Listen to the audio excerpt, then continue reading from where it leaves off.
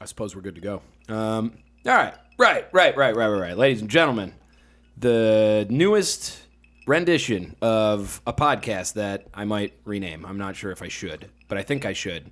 I like the name Wasted Potential, but... I know, I like it too. If it's taken, then I don't know. It's taken by a bunch of people on, like, Apple Podcasts and stuff, but, like... You could do Wasted Potential with Ben Forg. Yeah, but who cares who I am? Nobody. Exactly, that's what I'm saying. According to Instagram, 803 people care. That's a lot of people. Imagine back in the day. If they actually cared. Yeah, they probably don't. All right, it's Jasmin Toubi, whatever. No. Probably not Tubby. It's not.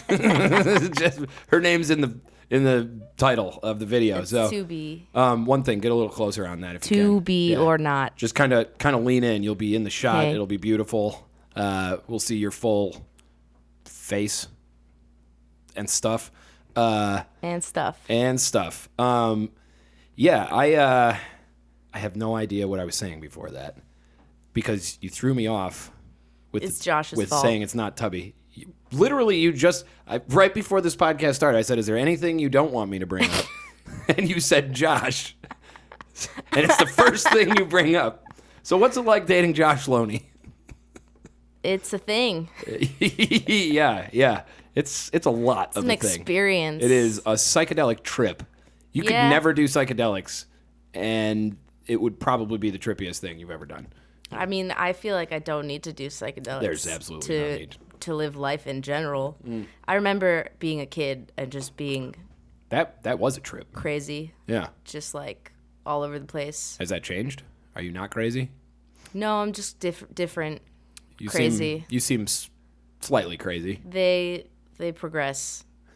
Why are you crazy? Why anything? I mean, I don't know. I was just looking for your opinion. You're the psychologist. That's true.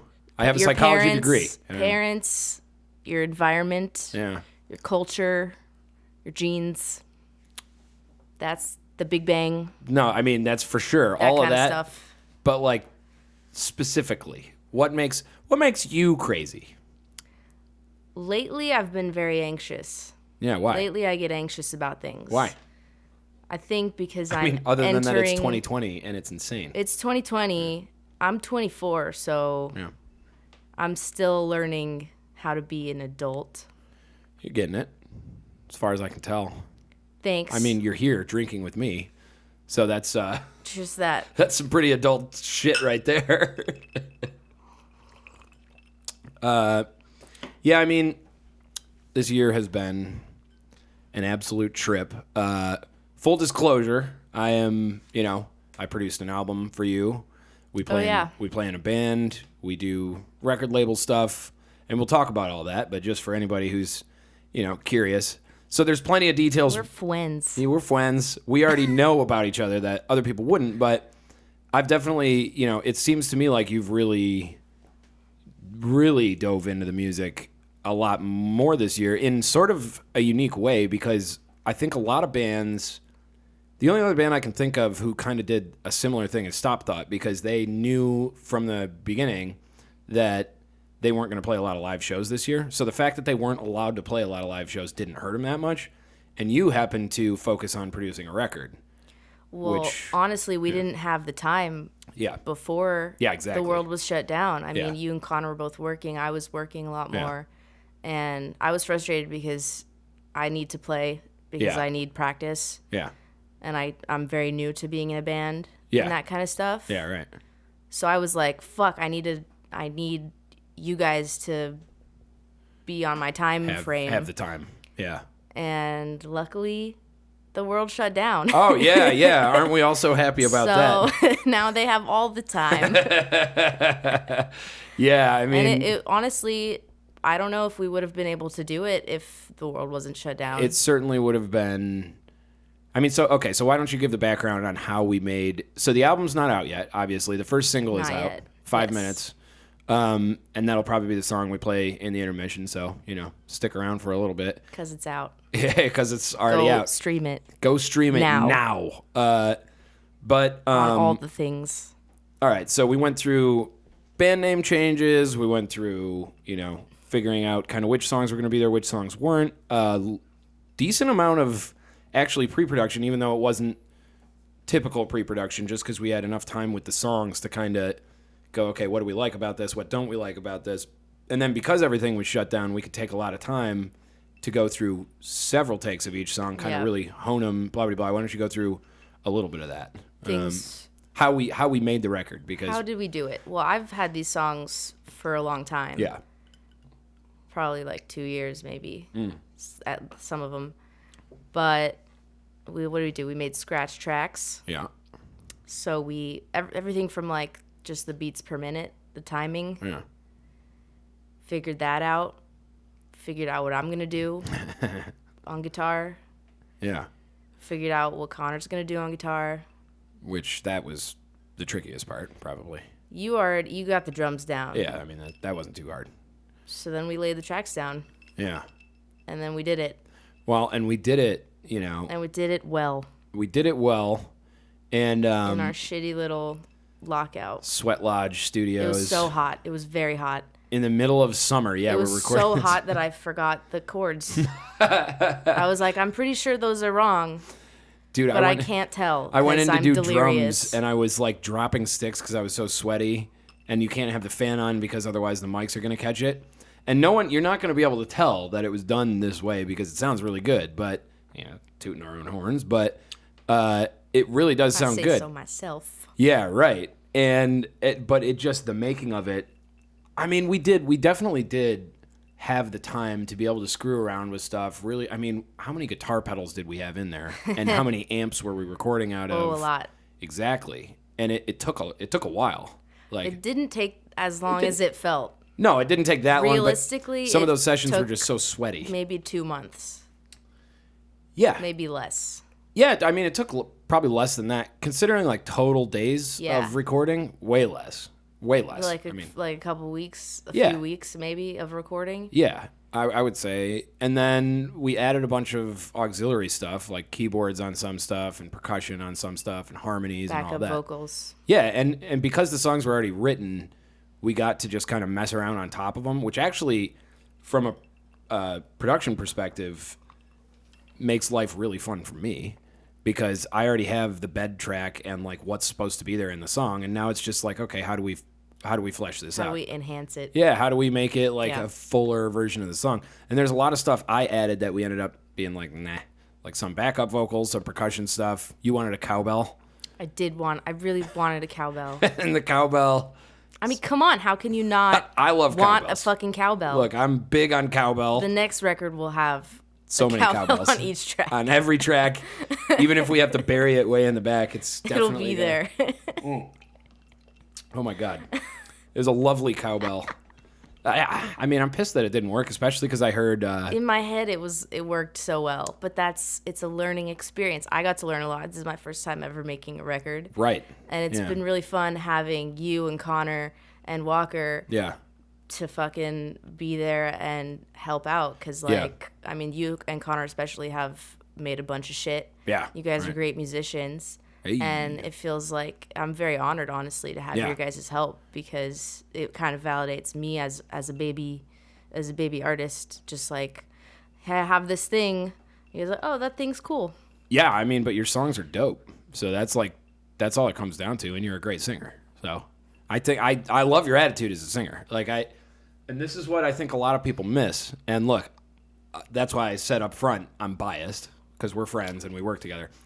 But at the same time, I wouldn't be, working with you. You wouldn't be working with me if we didn't dig each other's shit, basically. Not literal One shit. would hope. You don't want to do that, but yeah. In an ideal world. You like the people that you work with. Yeah, but LA is full of cynics. It's an insane scene. A lot of people who work together. It is a trap, yeah. Well, and you're from here, too, so. Yeah. Cedar Sinai, 1996. Yeah, the bad part of town, Cedar. That's Cedar Sinai and the scummy part of town. For real. I mean. I'm rare, honestly, for LA. Like, every time I tell people I'm from LA, they're like, what? Yeah, no one's from here. Like, what? This isn't a town that people are from. Exactly. Like, people... Fucking my English teacher in 10th grade made us analyze Hotel California. What? He made us take the lyrics of Hotel California and analyze them. And one of the main points was like, oh, everyone like treats it like a hotel. Like, you could check out anytime you like, something. Yeah, no, that's the title. It's a hotel. Hotel California. Like you're in and you're out. It's like not a real place. Check out anytime you like, but you can never leave. It's like you don't like make your home here. You just kind of, you're there. You trash the place. It's like there for your enjoyment, for you to use. But like I was born here. It's gotta so what be, does that make me? Yeah, it's got to be maybe one of the hotel managers or part of the custodial staff. Audrey from Twin Peaks. yeah. Oh, that's a bummer. But just like listening in the walls to everything. I mean, it's got to be one of the strangest cities in the world to be from because everyone comes here. Like where I'm from, Detroit is where everyone leaves. Everyone gets away from there because it's cold and shitty and corrupt and cold. It's cold. And broke, like yeah. Everyone comes here because there's so much opportunity, but the irony is that so many people came here that it got drenched in talent, which is why it produces good stuff. But it got so saturated that there's very little room for people who want to do actual artistic things. I think. I mean, there's two sides to every coin, and I feel like as a kid... Get up on that guy a little bit. As a kid, I was always artistic. Like, I always knew that I wanted to sing, and I wanted to perform and be out there, but the competition, even just, like, in elementary school, in high school, like, people take it so seriously. I'm sure. Because, like, my classmates are, like, Ray Liotta's daughter, and, like, a girl that's, like, on Vogue, like, in... Space Force now, like just like people that have a leg up already. By the way, Space Force, not a great show. Coolest show ever. Yeah, I couldn't. Get into it. I don't like it at all. But I mean, The Office is kind of like that too. Also, we have a bureaucracy named Space Force now. We really do, which is pretty cool. They're gonna announce their assignments pretty soon. That is going to be wild. I mean, let's see what they do. They're working with NASA, right? Oh yeah, absolutely. So I mean, I don't. No, it's a whole thing. The Army. I think it's. I think it's the military. Yeah, I think it's great. But do we need it? Probably. Who the hell knows? But I would say yes. Probably. Since we're entering. Just in case. There might be space aliens who are very not nice to us. Did you hear about the Israeli Space Force? I told you about the Israeli guy. There's like an Israeli. Oh, the diplomat who... Ex-Israeli, army guy, military guy, who says that there is an intergalactic federation. It's like a cabal. And the aliens they're like, you guys are not ready for us to even... But Trump knows. Trump knows. Well, of course he does. According to this Israeli guy. Of course he does. And of course Israel All the knows. presidents have to know. Yeah. I mean, the amount of information that they're aware of... Look, I love how we went from the album to aliens. I was going to say, yeah, we're just wherever. Who cares? It doesn't matter. Nothing does. I'm a nihilist. I mean, the fact, like, the idea that you would ever, like, I don't know how, like, I can lie. I'm a decent liar. But... to hold a bunch of information in your head that you have to lie about constantly and just be like, nah, I don't know. Politicians are on a different level, man. They're sociopaths and politicians, psychopaths. actors. Actors are nut jobs. And you grew up with a bunch of those people. Bringing it around full circle. Growing up here. Growing up in L.A., I never felt like I had a chance, even though L.A. is where everyone comes for that chance. Why? Because just everyone around me was so great. Yeah, right. Everyone around me, and it's not that they, like, I didn't think I wasn't great. Like, I knew, I've always known, like, I'm pretty cool. Yeah, you're pretty sweet. Yeah. Like, on the inside. Yeah, like, mostly. Wading there. You kind of have to wade through, like, a bunch of stuff. There's a bunch of shit. Yeah. But I mean, I always knew, like, I'm, like, not terrible. That's a low bar, but that's true. But like the playing field never felt level. Right. And it's not. Well, this place is madness. If your dad is Ray Liotta, then obviously you have a leg up. Yeah. And that's the way life is. No, absolutely. Well, and but does that mean that you shouldn't try? Everyone I know from LA too, no, you should absolutely try. Right. And also LA, the reason it's a trap is because, like, as a musician, you know, both of us as musicians, like, you get very wrapped up in, like, the culture and the idea that, like, if you either don't make it in LA or you're not, like, super impressive in LA, that's a huge problem. When in reality, most bands and musical artists don't really make it here. They go elsewhere because LA is where the cool kids are. And the cool kids don't like you unless other cool kids from other parts of the world like you. So, like, George from, what's their name? Selling LA. Let's get it started in here. The Black Eyed Peas. Black Eyed Peas, yeah, those guys. Small band, very little known.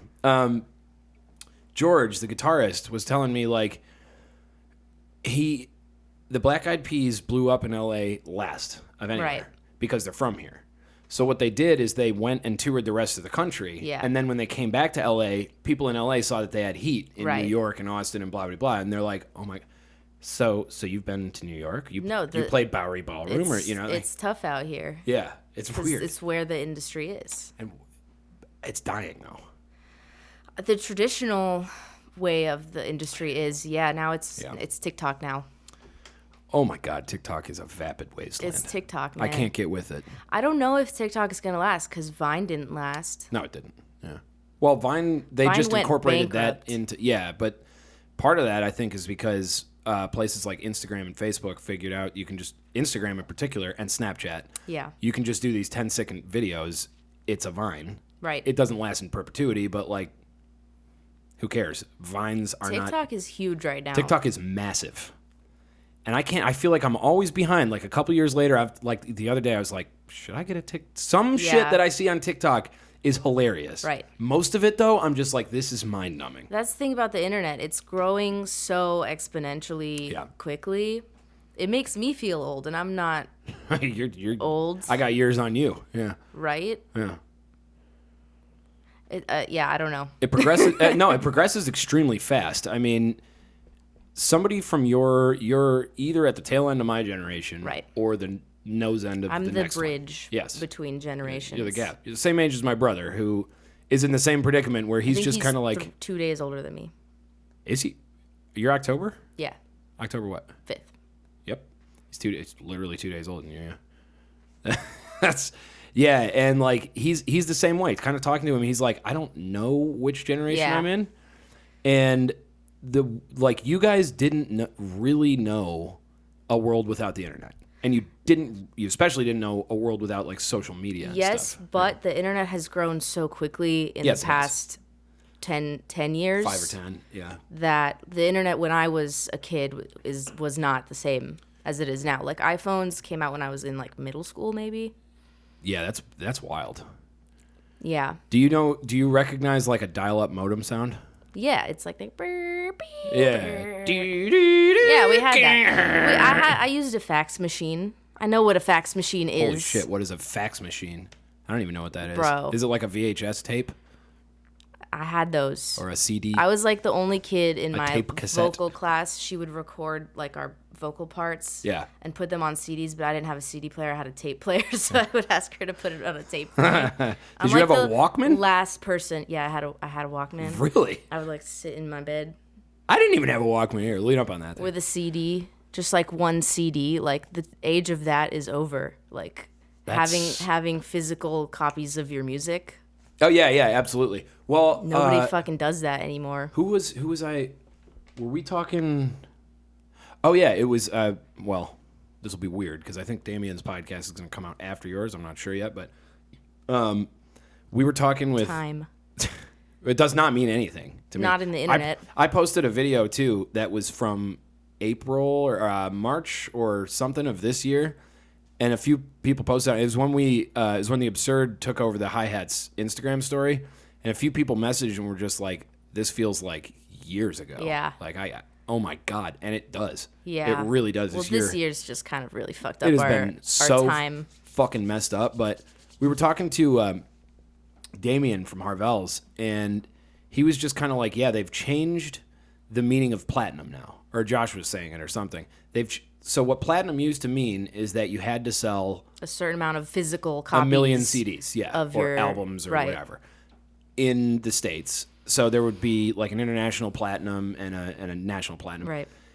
Now they changed it to like streaming on Spotify. So Yep. if you get 500,000 streams on Spotify, you're silver or platinum or something, whatever it is. Wow. So it's not even people just like. they Does aren't it even have to buying be unique streams, or if I sit there and stream it over and over and I don't over know. again? I assume the algorithms have a way of knowing that, but because the thing is, exactly, somebody who buys your album. Right. I mean, when I was a teenager in particular, I would buy albums and listen to those until they would break the fucking CD player. Yeah. Like, I just got obsessed. Well, also because like you're limited to just exactly that album. Right now, even Apple Music just updated, and they're gonna play you random songs. Yep. Yeah, I just saw that. So I got that in my little subscription thing. Your like bank of, I mean, it's a cool thing too. It's not upsides and downsides. Yeah. But once you see it from the artist perspective, that's really like, I was telling Damien yesterday, I was like, fuck, I think, if there is a God, he's punishing me for stealing so much music when I was a kid. Like, that's part of why I'm LimeWire, Napster, like, just all of that.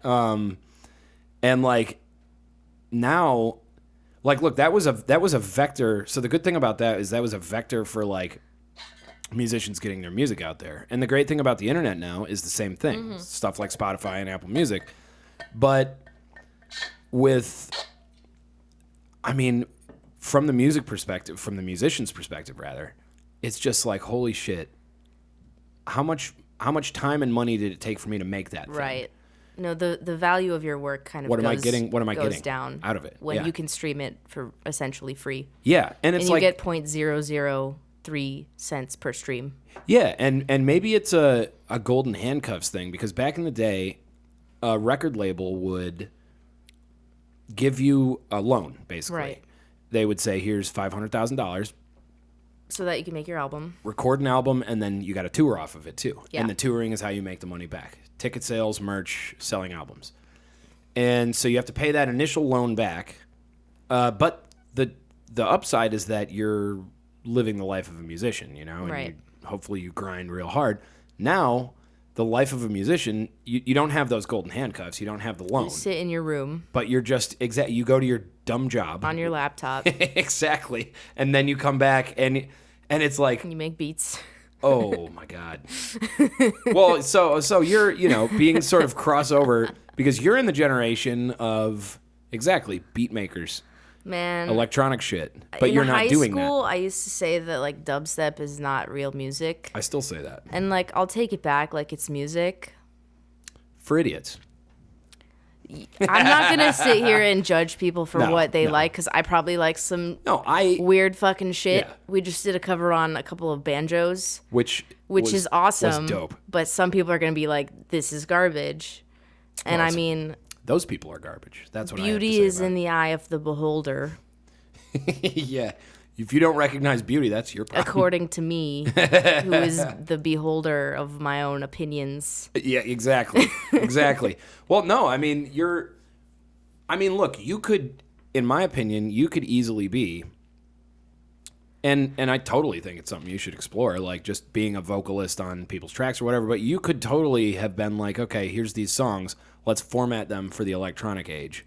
Let's make them a little bit more EDM friendly. I'm just not that I've never been that Yeah. Like, there are some times, some instances where I will like that kind of music. Yeah.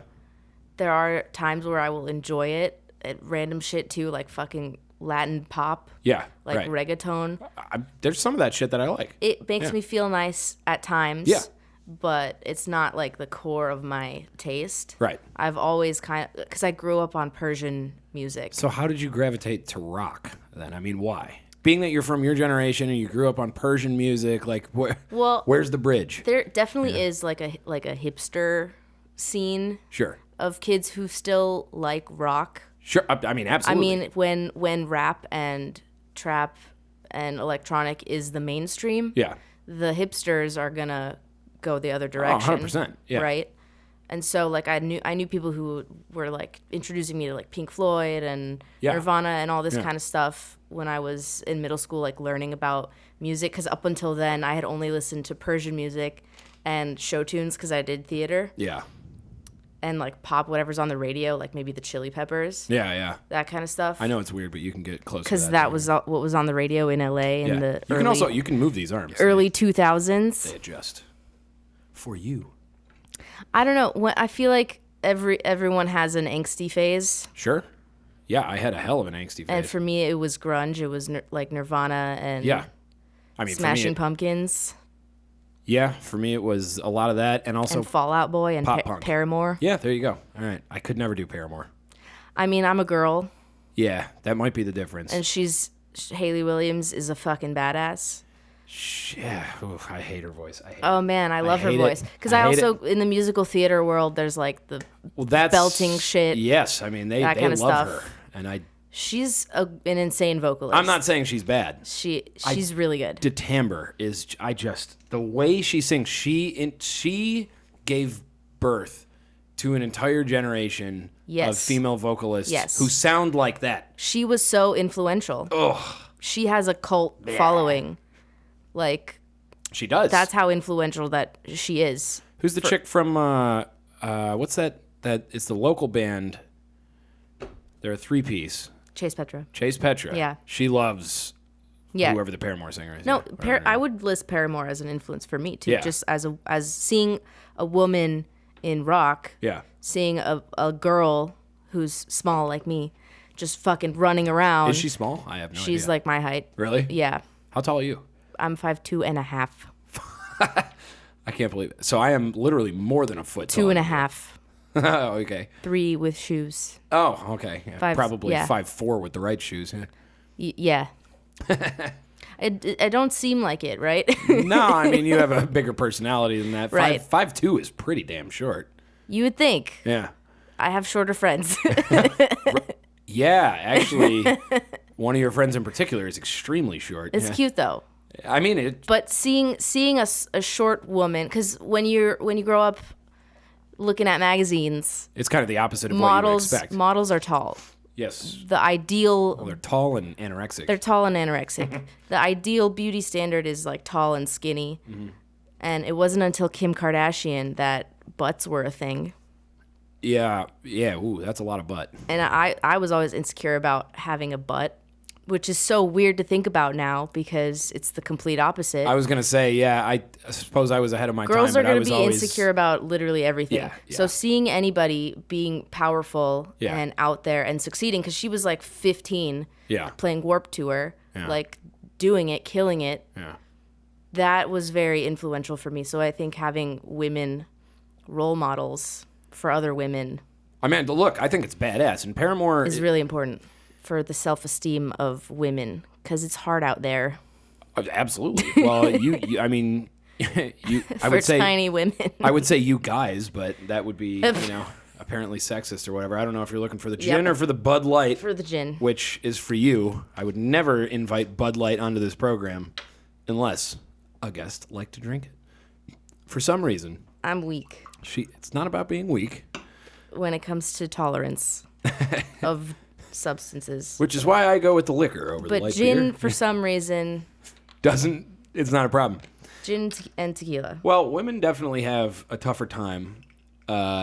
Just historically speaking. Well, and also just in modern times, I mean, I know men are pressured by things, but seeing the types of advertising and marketing that affect especially young women, but women of all ages, I'm just like, oh my God.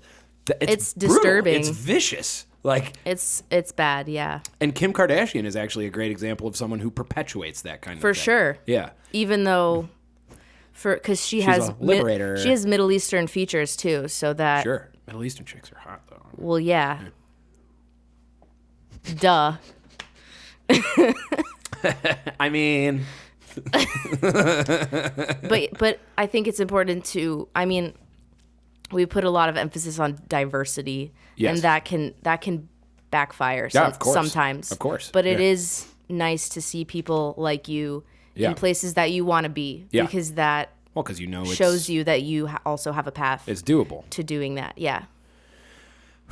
Man, I can't imagine. I mean, really, the film industry, the comedy industry, they're famously scuzzy. The rock and roll industry is probably worse than both of those. Like, really, really shitty people work in this industry. Musicians are probably the worst. They are bad. And being a chick... But there's a reason. Oh, absolutely, yeah. Well, and being a chick in that atmosphere... Yeah. Oof. It takes a certain kind of cojones. It does. And you know what? And I hate to use that word. I was going to say woman cojones. Women are fucking badass. Girl balls. I would never argue against that. I love women. Will hurt you. Women have hurt me really more than bad. men. Yeah.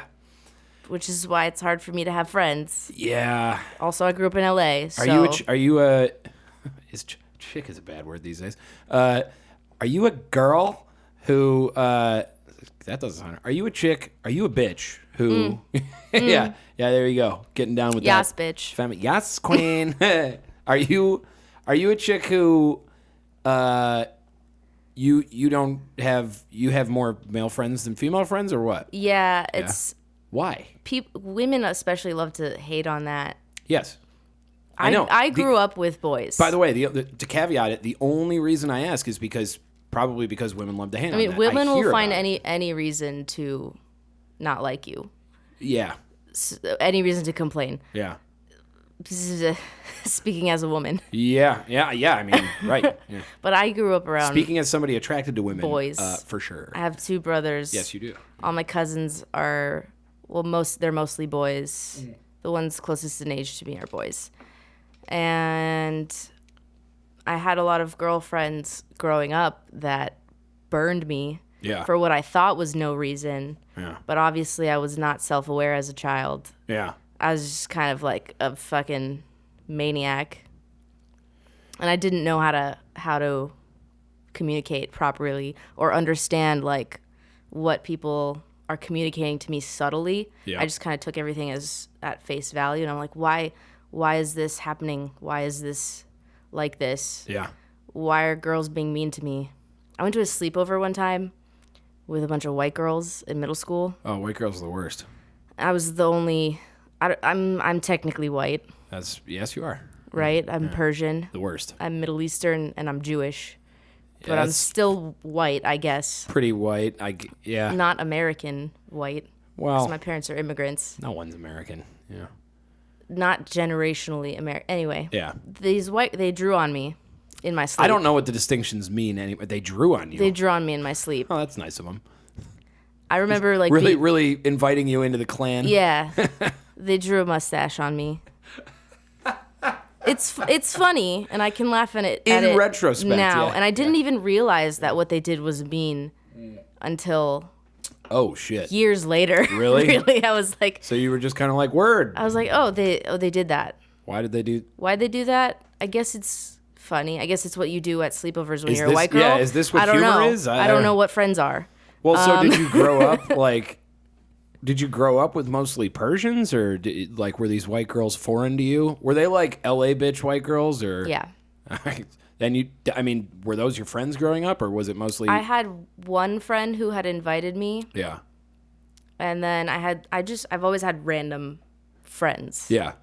Like I've had family friends and cousins who were Persian, and then I had random friends from preschool till high school, just kind of like the weirdos, the outcasts. That's pretty much my friends growing up too. Well, I always, I had, when I was friends of all races and backgrounds. Yes, absolutely. I had the same exact thing. Well, in public school. The only reason I ever achieved any kind of popularity is because What's that? I'm talking relative to your school, that's what I'm saying, any kind, right. Like I had a growth spurt early, so girls started thinking I was cute. Well, actually, it wasn't early. It was around like 8th grade. Before that, I thought girls were cute, and none of them wanted a damn thing to do to me. Then I had an Adam's apple, and I was 3 or 4 inches taller, and oh my God, he's cute. But I'm still a loser basically, and hanging out. All my friends were just like, here's like the school and here's the rejects. There's a couple different cliques within the rejects. There's the punks, the skaters, the genuine just losers. They don't even have, they're not punks or skaters. They're just like, people don't like them, I didn't understand anything other than that. And bullying was, I wasn't bullied too much because I was big, but I definitely was made fun of a lot. And so I guess bullied, but ostracized a lot by people. Cause I just I didn't get it. I just didn't get socializing. I just didn't understand it, It's weird. You're born and then you're kind of thrown into the world. Yep. And I was just a weirdo. Each school is its own fishbowl. Yeah. It's really weird because my high school was kind of really segregated by race. Most high schools are. It's so weird. But like when you go into the lunch cafeteria, I had a pretty diverse high school. All the white kids are sitting with each other. 100%. All the Mexicans are sitting with each other. All the black kids are sitting with each other. The Asians are all sitting with each other. How diverse was your high school? Pretty diverse. Where'd you go? Went to Palisades High School, which is I know the Palisades. It's obviously the richest neighborhood in LA. Holy shit! I mean, Beverly Hills doesn't count because it's not LA. LA technically. Yeah. Palisades is technically in LA. Yeah. Oh, I thought they were independent. Yeah. No. Wow. I mean, they're a charter school, so they're not part of the LAUS public district. Okay, yeah. But, I mean, I think it was 60% white, and then the rest was... hodgepodge. Yeah, everything. And we still had busing at that time. You guys not do... It's the weirdest thing in the world to me that there's, not a whole lot of buses out here in LA. Because I went to... They've been phasing them out. That's so... How do you get to school, then? Your parents drive you? Yeah, carpool. What if you got to go to work? That's crazy. You take the city bus. The city bus? Yeah. You're going to send your kid on a city bus? People would do that. I know. My girlfriend was telling me this. She grew up doing that. Yep. And I'm like, that is... I mean, back in the day, kids would fucking walk to school. No, yeah. I was going to say that's irresponsible. I but wish then I'm I could do that. You can't do that in LA at all. Walk to school? I mean, unless you live next to the school. I would drive 11 miles to get to my high school. Yeah, I mean, well, in LA that sounds like a lot, but where I'm from, that's normal. Really? Yeah, because 11 miles where I'm from takes 15 minutes. No, 11 miles takes 35, 40 minutes. With traffic in LA in the morning. I looked up, I was supposed to go to Burbank, or I was thinking about going to Burbank because I think I was looking for a fucking Walmart or something. The closest one was in Burbank because I was trying to get a double XL shirt to get some of these shirts made. Mm-hmm. And I was like, I don't know if Target would have it. Walmart definitely would, though, because, fucking Walmart. You should just go to fucking Joann's. I should have done that. Turns out I walked into Target and, the first shirt I saw was a double XL, so it was great. But, yeah, I looked it up, and I was like, oh, my God, it's going to take an hour and 15 minutes. This is during the pandemic. Mm-hmm. No one's working. It's gotten a lot better during the pandemic. And that's the thing, is an hour and 15 minutes, and I was talking to my mom, who's from Michigan, and she's like, hour and 15 minutes? Well, don't do that. How far is it? And I'm like, 9 miles. Yep. Yeah. The 405 is no joke. Oh, dude, the 405 no joke. A fucking... Don't even get me started on the 10. No, the 10 is... The 110. It's the 10 to the 110 exchange. I hate that so much. Even if you're just trying to go east on the 10, you still have to deal with everyone just being like, nice, we're just going to change lanes. I just need to change 5 lanes real quick. Yeah. Good luck to everybody else. And if you have a phone that, its GPS isn't playing nice, right? It's going to change 5 times. It's going to say keep to the left, so you merge all the way to the left, and then it's take the right exit. That drives me nuts, by the way. Why wouldn't you just put the direction as okay, where do I have to go? Skirt. Ultimately, yeah, I have to get over all these lanes. Hold on, one sec. Say something. I'm going to check if this is... La la la la la.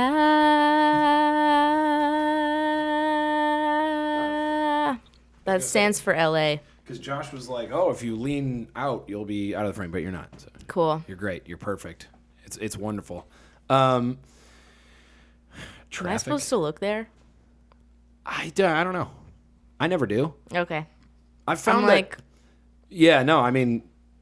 Some people do, some people don't. I've never told anyone one thing or the other because, I don't know, when I watch podcasts, I'm just like, it depends on the format. For this could just as easily be an audio podcast, unless I got 2 cameras and you wanted to... You got to upload it somewhere. I know. I have to... We're on like episode 20. Comment your favorite place to listen to podcasts. But really, just send me an email and tell me where I should upload. You probably have his number if you're watching this. Yeah, all 11 of you.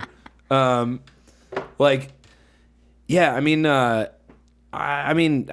Weird place to grow up.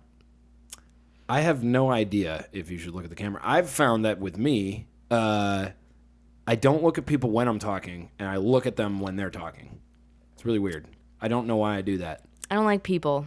Yeah, I'm like ambivalent. People are mean. But they're also nice. Are they more mean in real life or in the internet? Oh, they're way more mean on the internet. Yeah. The internet has brought out the worst in people. It's because it's the same phenomenon as like if you're driving. Right. You're more likely to cuss at someone, right. But you would never say that to someone's face. This fucking idiot. Exactly. Is changing 8 fucking lanes. Yeah. On the 110. You might lay on the horn a little bit and get really angry, but it's just because you have the privilege of anonymity. Right. You know? I get angry when people are driving slow. I get pretty mad. It might be an LA thing. I was telling my girlfriend this earlier. She has come back every now and then, a few times within the last couple of weeks, just being like, people are just driving like crazy today. I'm like, she's an angry driver too. No. You're driving in LA. Today is no different. It's just that you noticed it more today. No, I honestly think the pandemic made people care less because they not everyone has a place to go. Maybe when you have a place to go, it's like I need to get there. When no, the whole time I've been everywhere in LA, is closed. The whole time I've been in LA, people are just high apparently when they're driving because they're just like going like 50 miles an hour on the freeway, and it's like, dude, what I hate is when roads are open, there's not a lot of traffic, but the guy in front of you is just like, what? He's just hanging out. What's wrong with you? Hanging out. You can never get places in this fucking city, and you have the opportunity to do so now. And what do you choose to do? Cruise. He has nothing else to fucking do. He's vibing. Yeah, what is he gonna do? He's probably listening to good music. He's been out of a job for 10 months. How insane is that? Where else is he gonna fucking go? He's just driving. Yep. Just vibing, just, doing his thing. Like, yeah. It's like when you're underage and you can't go to a bar, you drive around. Is that what you do here? Yeah. Or you go to the mall. I guess, you know what is a Michigan thing is booze cruising. Not good. Not safe. Highly irresponsible. Very illegal. You just get a cooler of beer and drive around. Oof. While drinking it, yeah. Uh-oh. With all your buddies in the car. Bad idea. Don't do that. I mean, I would not recommend that anyone do that. I'm just saying people do it. I'm going to be in a car for 2 weeks. Yeah, you are. You're doing a road trip. Where are you guys going? First, we're going to Havasu. Cool. We're going to stay with Havasu kind of... Connor's lovely parents. Connor's parents are awesome. Who I love so much. Havasu's... I wish they were they were my parents. They're awesome, yeah. They're so sweet. Havasu is low-key kind of cool. I wouldn't want to live there, but maybe it's because his parents are there. But it's an interesting... Also at night, with the view that they have on top of the hill, yeah. Josh put it best, it looks like Mars. It does. It's just like, what is this space colony? No, Arizona in general, the desert looks... It's weird. Is really trippy. The desert itself is trippy. That's how all those Native Americans came up with those visions. They, did peyote first and then went around the desert and then just nah. When I was in Israel on Birthright... Ooh, that'd be a crazy place to go. On our last night, we were staying at this Bedouin tent camp. Yeah. So miles away from the nearest city. Yeah.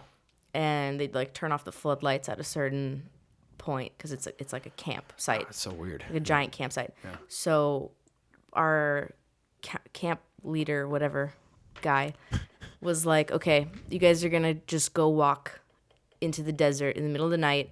Get away from as many people as you can. Go be alone. Go sit there. How old were you? How old are you when you do the birthright thing? I don't you could be up to 34, I think. So you just 18. Oh, I didn't know. 18 to 34, I think. Oh, so you were an adult. I was 21 or 22. Okay, I thought he was just sending kids into the desert. No. Go be alone. No. If you get stung by a scorpion, you know what to do. No. He was like, just go out into the desert and be alone. That's great. It was really cool. Yeah. I was like looking up at the stars, and I was like, you know what? Home is not a place. Exactly. Yeah, no, that's... Home is within you. I've seen those signs at Target. Live, laugh, love. Home is not a place, it's a feeling. Home is where the heart is. Yeah, exactly. I had... The desert is brutal. Well, it is brutal, actually. It absolutely is. I had I did a lot of camping when I was younger. We went backpacking a bunch of times when I was growing up. I was like 14 or something. We went backpacking on this island off the coast of Michigan. No electricity, no nothing. That's crazy. It was awesome. It was amazing. And it was brutal, too. It's not the desert. No, it's not the desert. That's the forest. It's total forest. It's very deciduous, but my dad and my uncle had What's deciduous? Some type of fauna. Flora, excuse me, not fauna. Got it. Yeah, it's some type of foliage. It describes a type of forest. Okay. And that's what it is. Full of shit. Full of shit. Yeah, like me. Green stuff. Yeah, green stuff. Got it. Evergreens and pines and leaves that change colors. I don't know. Oh, that's cool. I could be totally wrong about that.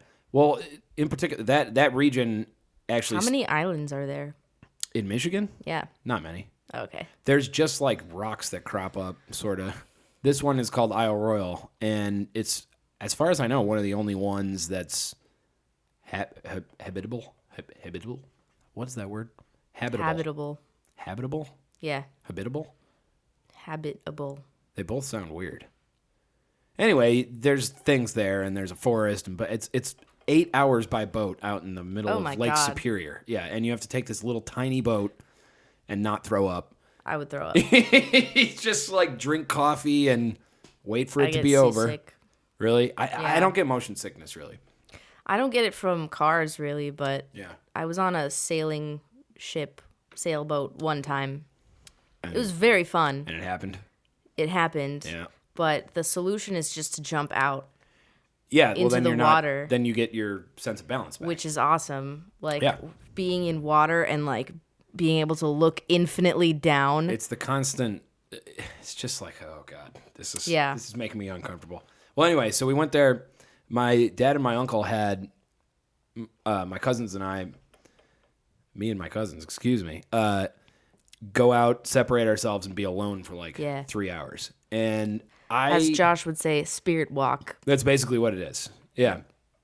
And it was, this is before I ever did drugs or psychedelics or anything, but it was cool. It was a time to just like reflect and kind of look out and just be like, it was one of the first times I ever thought like, oh, I'm small.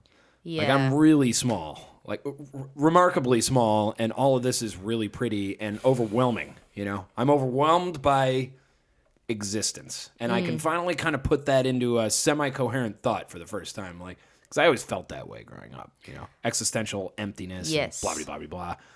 And from it's just a very young age. Yeah, really. I did. Yeah.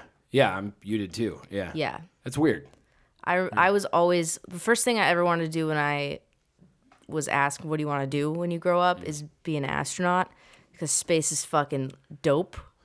It's also super scary. Space is insane, man. Yeah. I remember like watching Through the Wormhole with Morgan Freeman and him talking about string theory and like not understanding a single bit of it, but being so like enamored and interested. Yeah. Like, what the fuck is that? Where the fuck are we? Yeah. What the fuck's going on? I remember just thinking like, okay, I'm here. This is my room. This is my house. This is the city of LA.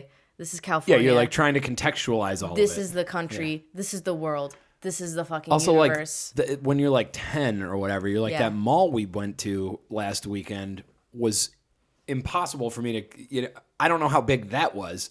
So how big is space? Like, dude, a black hole, man? Like, those are insane. What the hell? Yeah, that was some of my, when I did physics and stuff in college, I did a couple astrophysics courses, and learning about that stuff was, first of all, mathematically infuriating.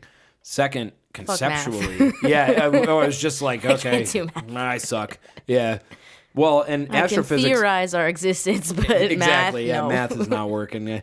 Astrophysics is all physics, but on a sphere or on weird surfaces. You know, super fucking weird. It's like out there, and it's different concepts too, right? Because gravity has a different meaning depending on where you are. It's relative.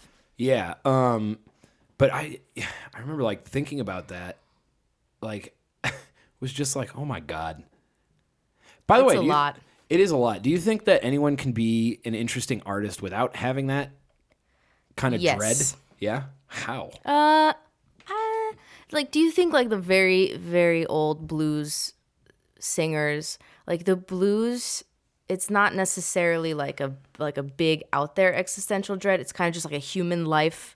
Like it's internal. My baby left me, that kind of stuff. Yeah. That's still like, it's like part of that dread. I feel like like that dread maybe expresses itself differently, right? Like maybe that guy isn't, he was like, look, my teacher brought me to, the Space Museum in 1964.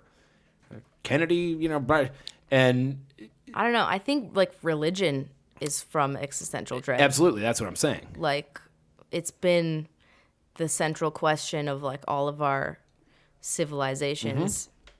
Mm-hmm. No, that's what I'm getting at. The Greek myths.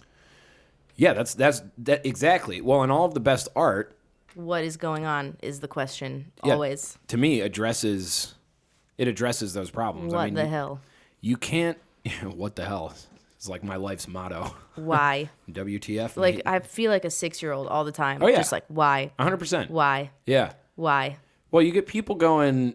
You're a smart dude. It's like, yeah, but I've met people way smarter than me, and also you ever like.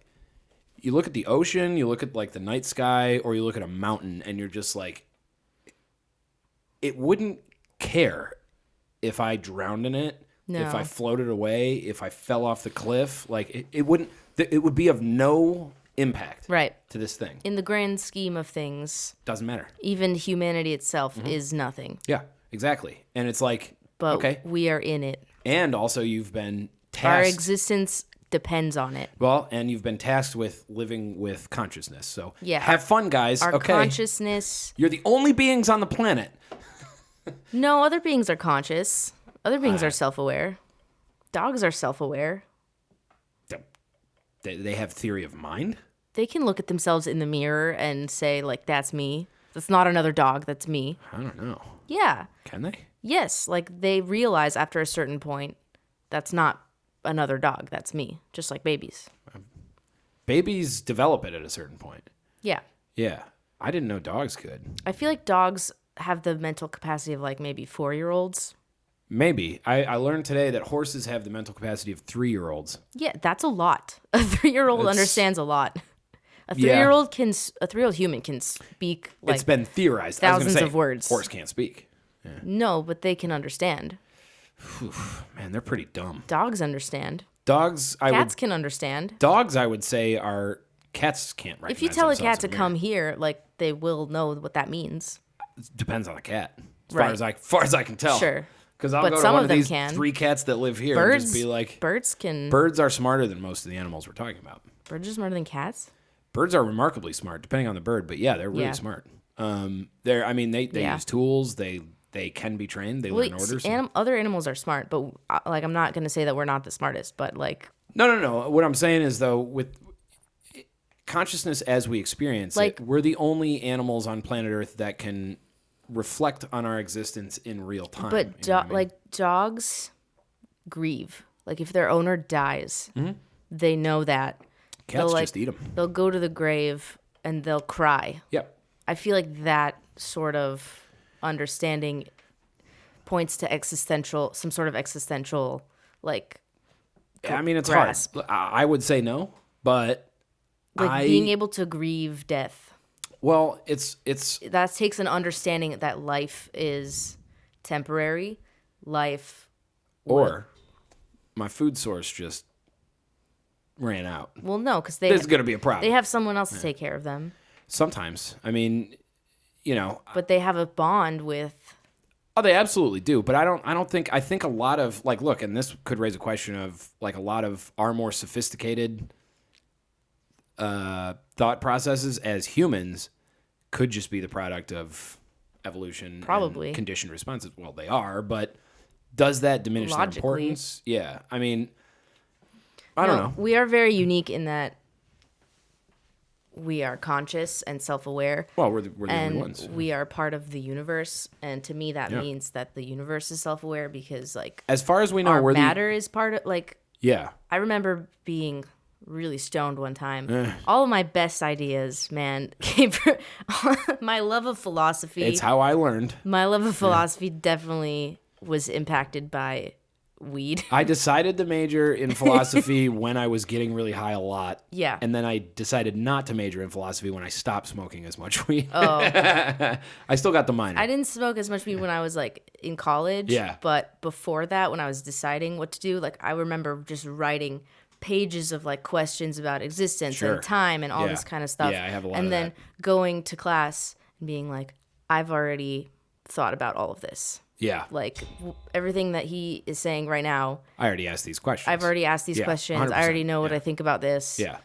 This is dope. Yeah. And drugs definitely helped that. Drugs for sure help that. Well, man, there's these studies going Sorry around. to any family if they're watching. Whoops. Well, there's a misconception about what drugs are. You know what I mean? Caffeine is a drug. Yeah, exactly. Sugar is a drug. Ibuprofen is a drug. For sure. Like, here, hit me with some of that. I can grab some ice, too. I probably should. Warm gin and tonic doesn't exactly sound delicious. Nope. Okay, well, rant about drugs then. No, I'm going to rant about philosophy. Fine. Expanding your mind. Do it. Challenge your perceptions of the world because they are flawed. I think, therefore, I am. Maybe. Rene Descartes was a drunken fart. Was he? No, it's the Monty Python Philosopher's Song. You never heard that? No. Really? No. Oh, I've just been introduced to Monty Python. That's true. You would like it. It's crazy because, like, I'm young-ish. Yes. But there's so many people that are younger than me. True. And they know nothing of the world. Well, all I know is that I know. And it's cool because I also know nothing. But it wasn't as disastrous as I thought it was going to be. There's so much of the world. Like, there's so much of everything. Well, And I am just a small little me, as you were saying. particularly small. Yeah.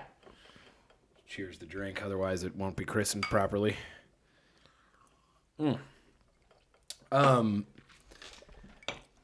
mean, really, interestingly, so this isn't to say, hey, everybody do drugs.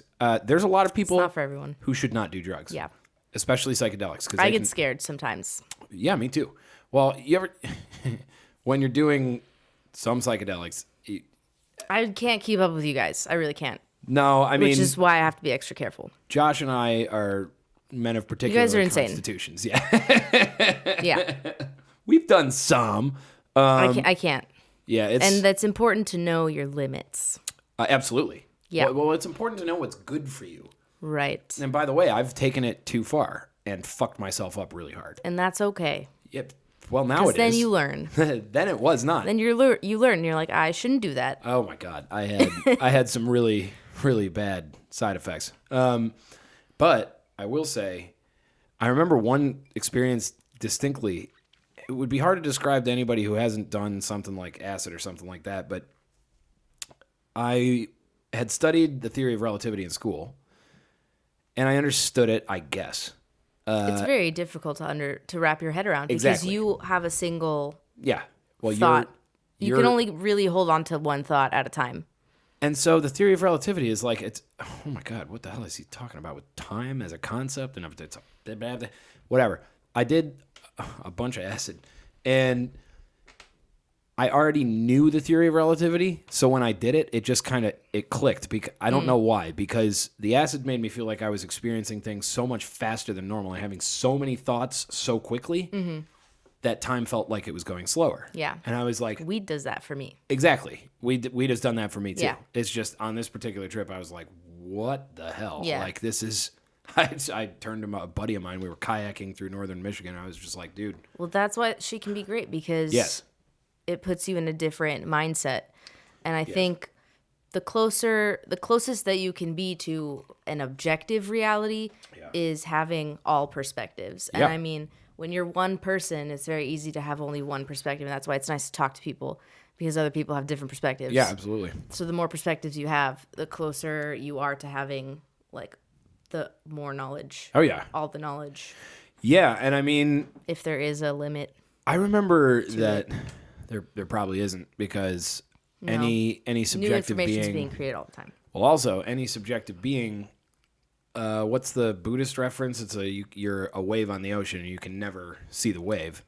So you can never entirely you could never know yourself from someone else's perspective, because you're you. Right. So that will It's always like be a gap you're always in your looking at a reflection of yourself. yeah, exactly. You can never get an objective You're never looking sense at of yourself with your own eyes. Yeah.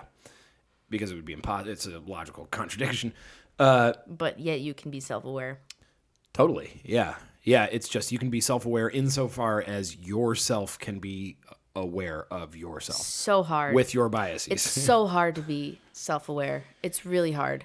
Really? I find it painfully hard to not be self-aware. Okay, sometimes. Because I am an anxious mess. Sometimes it's very hard, and other times it's like, shut the fuck up. Yeah. Brain. Sometimes it's like, I forget that I'm a person. Yeah. And you're on autopilot. Some people call it monkey mind. That sounds nice. You're in a tunnel. That sounds nice. You're on autopilot, and things are just happening. Yeah. And you're not aware of how you're reacting to them. See, I'm and always other so times anxious. it's like, why are they staring at me? What am I doing with my hands? Yes. What's going on? That's me all the time. I'm like never. I fluctuate. I'm never capable. I'm like, I need to find a happy medium. Well, I look, for me, I don't know if it's anxiety, whatever it is. Anxiety is just the easiest descriptor. For me, it's like I have to battle that all the time, because people find me robotic if I don't, because I'm like, yeah. the fuck's up with this guy? Okay, like, I'm here now. Yeah.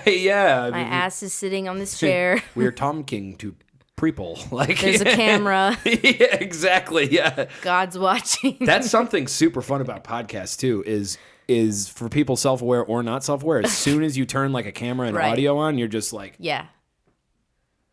It's same with like performing and shit. Like that's why I love performing. Because once you get over the hump of just like, this is kind of scary and weird. You're just in the zone. It's the most fucking liberating feeling I've ever had. Just getting up and just, especially when you know that the band behind you is good, or in your case, the band I'm behind is good or whatever. Like whatever role you're doing, just like, hell yeah, we're going to, even if it's, I wonder about musicians who are just like, it's literally just for fun. Like, we'll do a couple covers. I wrote some shitty songs, whatever, and they suck. You know, I'm like, what are you getting? But they're still getting the liberating feeling that we're getting. It's definitely adrenaline. It's definitely a thrill. It's communal, I think. I think it's like a pastor in a congregation, or, in your case, a rabbi in a... Well, what's a congregation? Love attention. In a temple. No. So... You? Attention... is nice. Look at me. I mean, obviously I do too. So it comes from childhood. Mm-hmm. It comes from growing up in LA. It's part of my trauma. I get my own TV show. It's named after me. We all do. I remember watching The Truman Show as a kid. That one blew my mind when I was really 16 or something. It fucked me up. I was 10, and I started narrating my entire life in my head. Yeah, that's weird. I was like, and then she went to the bathroom, and then she did this, and then this happened. I think that might be a weird consequence of social media, is that everyone is like the director of their own life story now. They're all trying, everything they do. Show. Exactly. It's the me show. And they never 24/7. They never remember to just immerse themselves. Like, just fucking enjoy it. Yeah, you observe everything through the screen. Not only, it's I definitely catch myself doing that all the time. Yeah, well, and younger people, I'm younger than me. Yeah. People your age, and especially younger than you. Yeah. Like 20-year-olds right now and 18-year-olds, I'm just like, oh, I don't understand them. You're a zombie. Because I remember the switch. I remember when social media, I was 13 when Facebook started. Right. And I got a Facebook at the age of 13. Yeah. But people younger than me, that's always been a thing. Imagine being me. I was fucking 18 years old when Facebook started, oh, this is fun, I guess, whatever. And now it's like taken over everything. No, that's all there is. What the hell? Except kids are not on Facebook. They're on Instagram and TikTok. Yeah, because Facebook sucks. Snapchat. Facebook sucks. Facebook's now for old people. Oh my God. Even I go on there. I'm like, Jesus, this is like stuffy and like someone farted. It's weird. That's why I'm like, is TikTok going to last? Like, probably not. There's going to be something new. I just don't think there's a whole lot that you can, like I think Facebook can survive because it serves so many functions. The marketplace is great.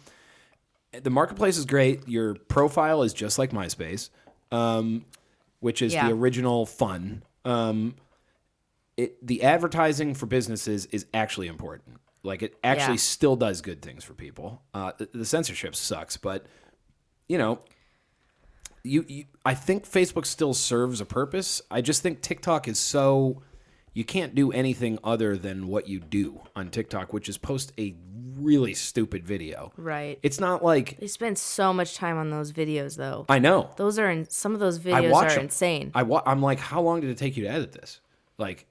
It's crazy when they grew up with it. Yes. Like babies that were born, they grew up holding like they know how to use 2-year-olds know how to use an iPhone. Like what I'm kind of about is like look, what I kind of like is that like so I think of it from the perspective of a musician because I'm a musician.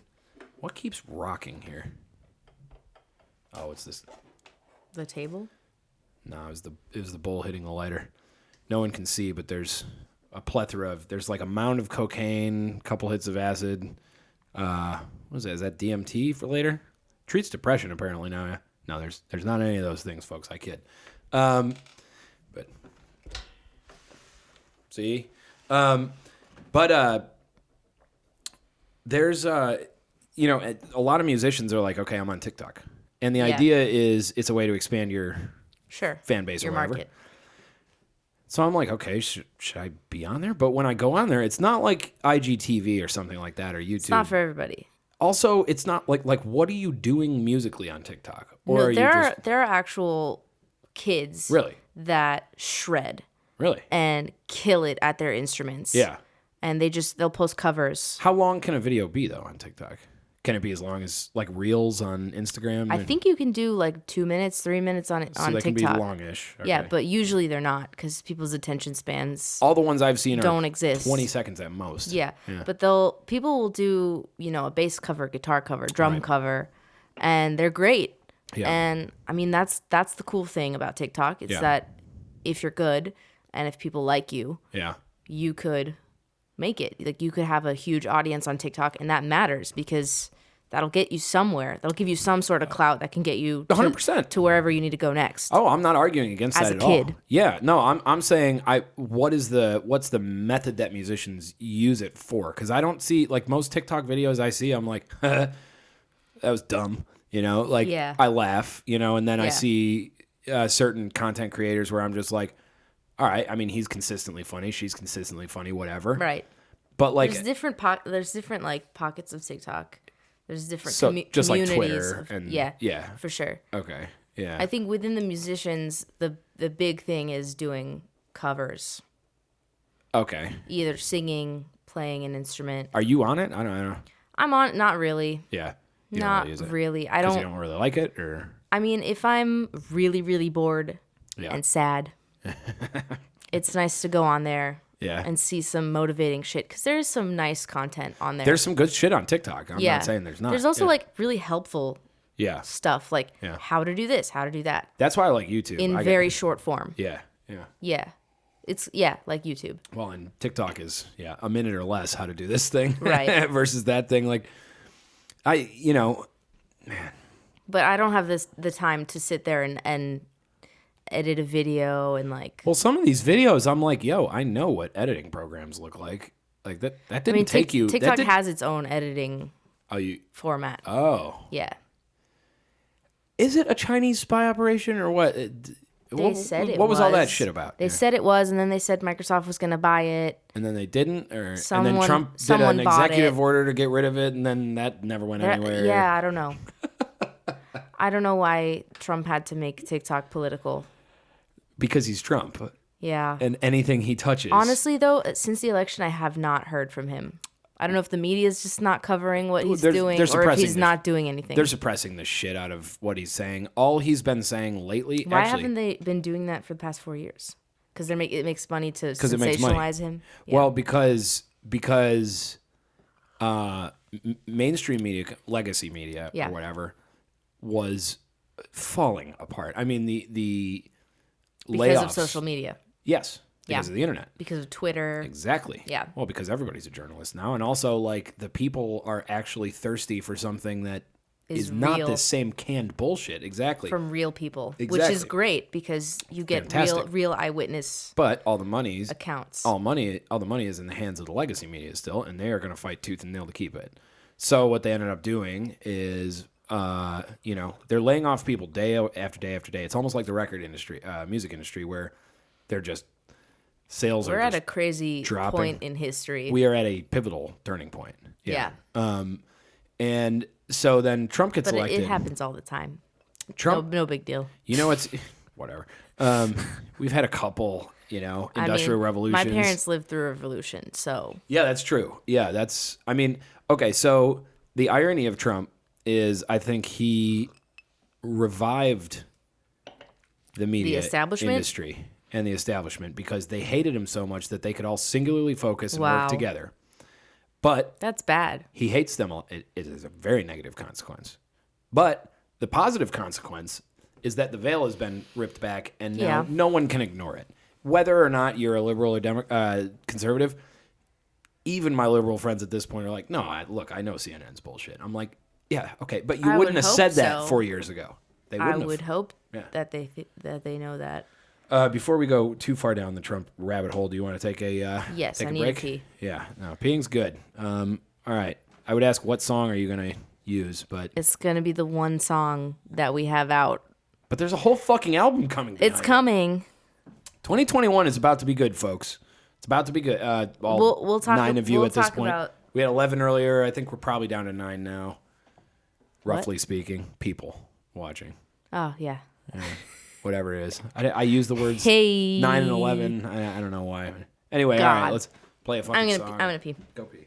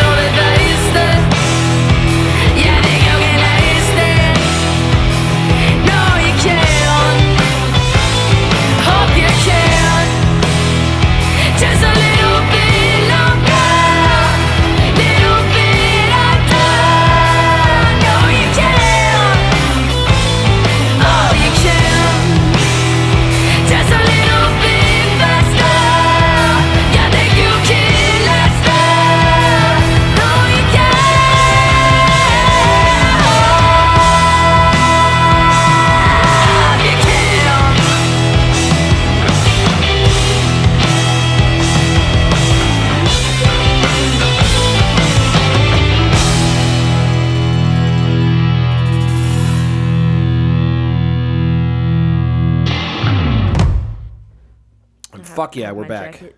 We're here. We're in here. We out here. We're out here. You know, where does that even come from? I say it all the time. Cedar Rapids. Okay, yeah, Cedar Rapids. We're out here in Cedar Rapids. We out here, Cedar Rapids. I've got my koozie.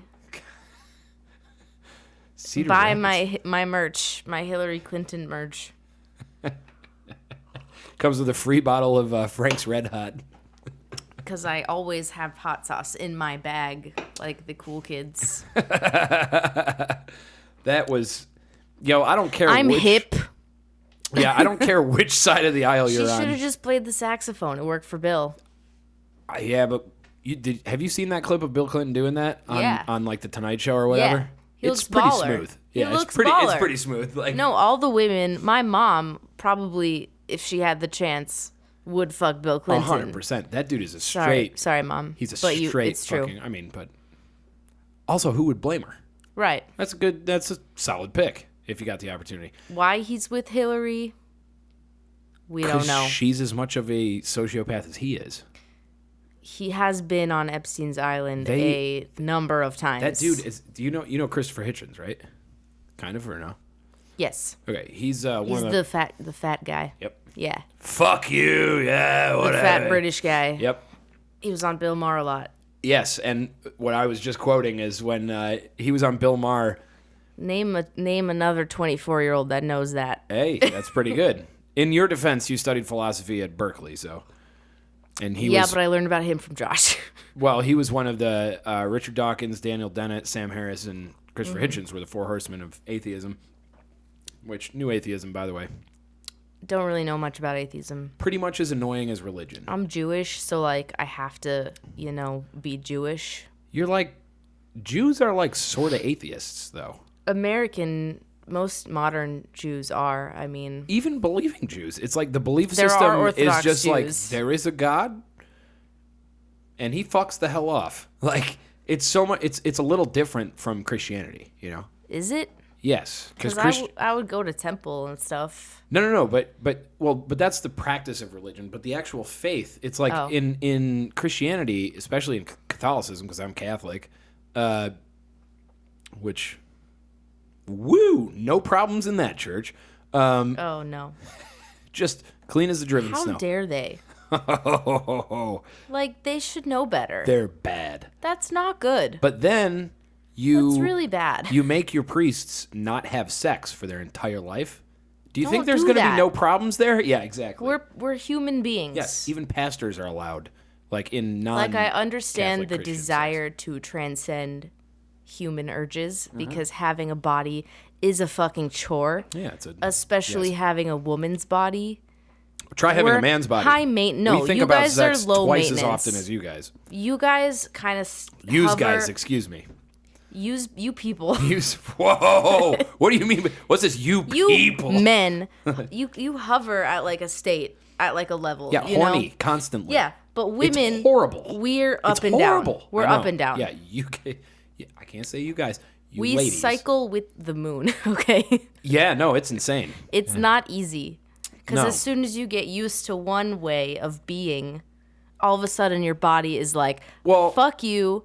Why are you not pregnant right now? That sounds so frustrating. I'm going to make everything seem like the end of the world. I feel for you. Look, as someone who's attracted to your ilk, biological purpose is to be pregnant. As someone who's attracted to you people... Thank you. And yeah, no problem. I have to, that means I have to deal with you on like consistent and intimate bases. And like, we're a lot to deal with for sure. Oh my God. Like all I want is, I have trouble dealing with myself. Most women do, I think. It's because I feel like my body just like, takes over at a certain point. And well, it does. Mentally, it does. Like, my logic is always there. Mm-hmm. My reason is always there. I'm always like, everything's fine. Like, nothing's wrong. Yeah. Everything's okay. Yeah. I'm going to be fine.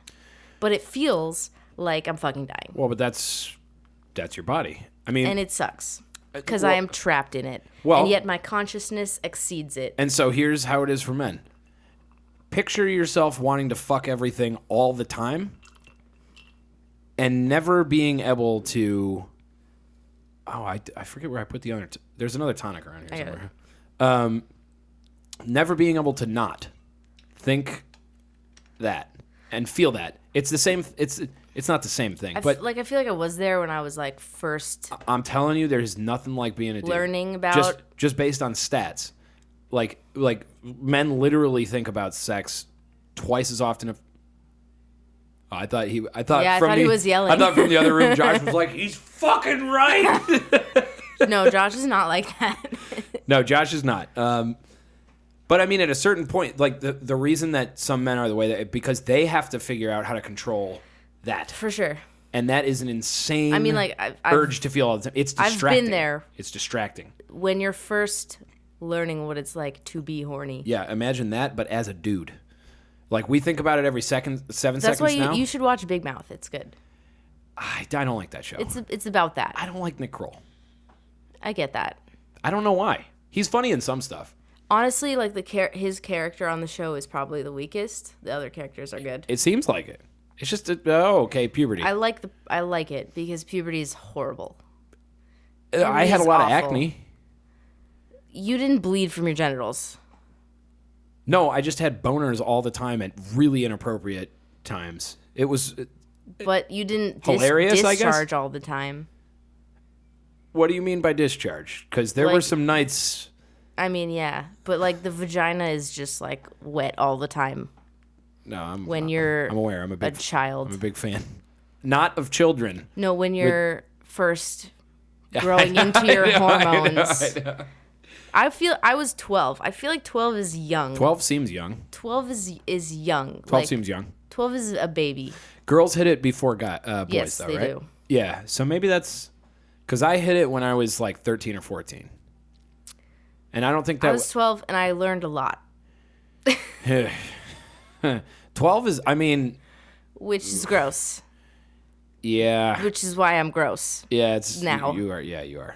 Obviously, you see who I'm dating, so. Yeah, just a. So I'm gross. Smelly, noisy, charming person. Yeah. He's great. He's my best friend, so of course I think so.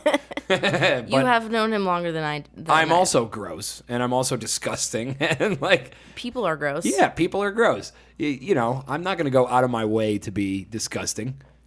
Are you just drinking gin? I didn't put the tonic in there. Oh, while you're doing that, what I was saying about Hitchens. He said that he wrote a whole book. He died. He did. An untimely death because he smoked and drank himself to that position. He wrote a whole book called No One Left to Lie To about Bill Clinton, in which he claims Bill Clinton is a horrible sociopath who is also a serial rapist and blah, blah, blah, blah. I mean, real shit. I mean, Christopher Hitchens is not someone you Epstein fuck around with. If Epstein was alive, man, the stories that he could tell would probably incriminate a lot of people. Oh, no, but a guy who had every reason for the most guilt. What were those? Oh, man, the Jeffrey Epstein didn't kill himself memes were like my favorite. Alan Dershowitz says that he probably paid someone to kill him. I wouldn't be surprised. Yeah. But why? Because he knew he would spend the rest of his life in jail. But why not commit suicide? Like, you could just do that. Because he was too pussy to do it, I don't know. Or like he was in jail and they made sure that he couldn't commit suicide. Actually, in his cell, he would have been completely unable to. Probably. That was the argument, right? Is there was a pen that he hung himself with a bed sheet? Like, yeah. Come the fuck on. I don't know. And the cameras went out at the same time. Like, where's Ghislaine? Are we watching her? She just disappeared. She's in jail. That whole story, by the way, just where the fuck is that? What's going on with her trial? It's gone. What is she gonna say? She better fucking talk. No one cares. Because she knows some shit. No one cares. Because Trump is bad. I care. Trump is bad. No, I care. Yeah. I care too, because that's one of the most fucked up cabals. We got someone extremely high profile who's potentially right at the middle of something really disgusting. Really disgusting. Connected with a bunch of high-powered people. A lot of them. The people on those flight logs, it's just like, yeah. Dude, how many people are... Yeah. How many powerful people are doing... Is it like a gateway to being powerful to do this? It's probably not all of them. No, of course it's not. Some people, I do not doubt that some people got on those flight logs and were just like, I don't know, this dude was like, right. Do you want to come to my island. Yeah, I want to go to an island. At your island, right. and my buddy fucking Kevin Hart was Bill here. Clinton, or though, he Bill knows. Clinton was there 24 times. He knows. Come on. He knows what goes Of on course that he knows. island. He was that many times on those flight logs? No. Bro. I mean, that means they caught him. Also, that means there's a shit ton of times that we didn't catch him that he was on there. Maybe. And how do we start talking about Cedar Rapids? Cedar Rapids. We're out here. We're good just place. We out here. We in here. We're making beats. Got our cooler. That story really makes me angry. Why wouldn't it? Because to the people it doesn't make angry, I'm just like, you're a moron, or you have very weak eyes moral wide character. shut. That's a crazy movie. It makes me angry to watch that shit. Well, yeah, it's abuse Can't watch of the highest order. Handmaid's Tale. It makes me fucking angry. I can't watch Mad Men. I love Mad Men. Even if it's like real that happened. Yeah, I love Mad Men. Just the dialogue, the way that they speak to the women, it really boils my blood. That's how it is. It does. That's how it was for a long time. Growing up like in a culture where women are kind of... You're from a Persian culture post-revolution, you know. Post-revolution, yeah. But the remnants of that culture are very strong and like instilled in my parents and my grandparents. I'm sure. And in Judaism, like the kind of Judaism that they practice. Like I would go to temples where the men and women would sit separately, or the women would sit. They have to, don't they? In Orthodox and Chabad temples? temples. Yeah. The men and women sit separately. The women sit in the back. And what ends up happening is like the women all start talking to each other because they're women. Duh. And then the rabbi comes around and shushes them. And it's like, this is not engaging for anybody. Like this, what is the point of religion? It's to connect you to something bigger than you. Yes. It's to make you feel like you're part of something. Yeah. And as a woman going to those places, I keep talking about being a woman. That's okay. That's okay. I'm sorry. I'm compelled it to makes listen. me fucking angry. Yeah. Well, being a man really makes me does. angry. I wish I was a eunuch. I wish I was just a star in space. Yeah, I mean, that'd be you will be from the stars you came to the stars you'll return. Yeah, exactly. I think one of the things kind of that we need to do now is find points of commonality. Right. So like, okay, I'm a man. Here's what I deal with. It sucks. I'm not going to say it sucks worse than women or anybody else or even other men. I'm just going to say to the extent that my life sucks, which it doesn't really. Right. But everybody can... Suffering is the preset. It's life. Exactly. Life is suffering. It's what life is. Exactly. It's how we exist. It's how... Like, if we don't have any negative enforcement... Yeah, and so... How do we know what's bad for us? Woman, man, you know... what. The other ones, humankind, whatever it is, everybody's got a cross to bear, a burden to carry, whatever you want to call it, you know. And so for me, and it's relative. Yes, and for women, yeah, that's, I mean, raw deal historically. Yeah. But at least here now, I'm like, man, you know what? One thing I find really attractive, I guess, is when women know that. But they, you know, they take a I'm not going to take shit attitude and just, you know, now I'm going to get mine. You know, because men defined, you know, the social atmosphere, right? For sure. Women jumped into it 50 years ago. Men built society. Yes. And thank God for that because I like my car and I like my phone. With women behind them. Of course. Well, behind. By their side. Every great man. By the side of every 100%. Great woman. 100%. Is herself. There is no world in which women did not make contributions. Like, that's... Or maybe there is, but this world, women definitely had, you know, played a fucking pivotal role. When I ask Orthodox Jews, like, how is it not sexist to make the women sit in the back? That's weird. I ask them these things. That's pretty weird. And they're like, men and women have different roles. That's true. And that's true. I mean, you can't give birth. No, I don't want to try. That's true. It's a fact. Yeah.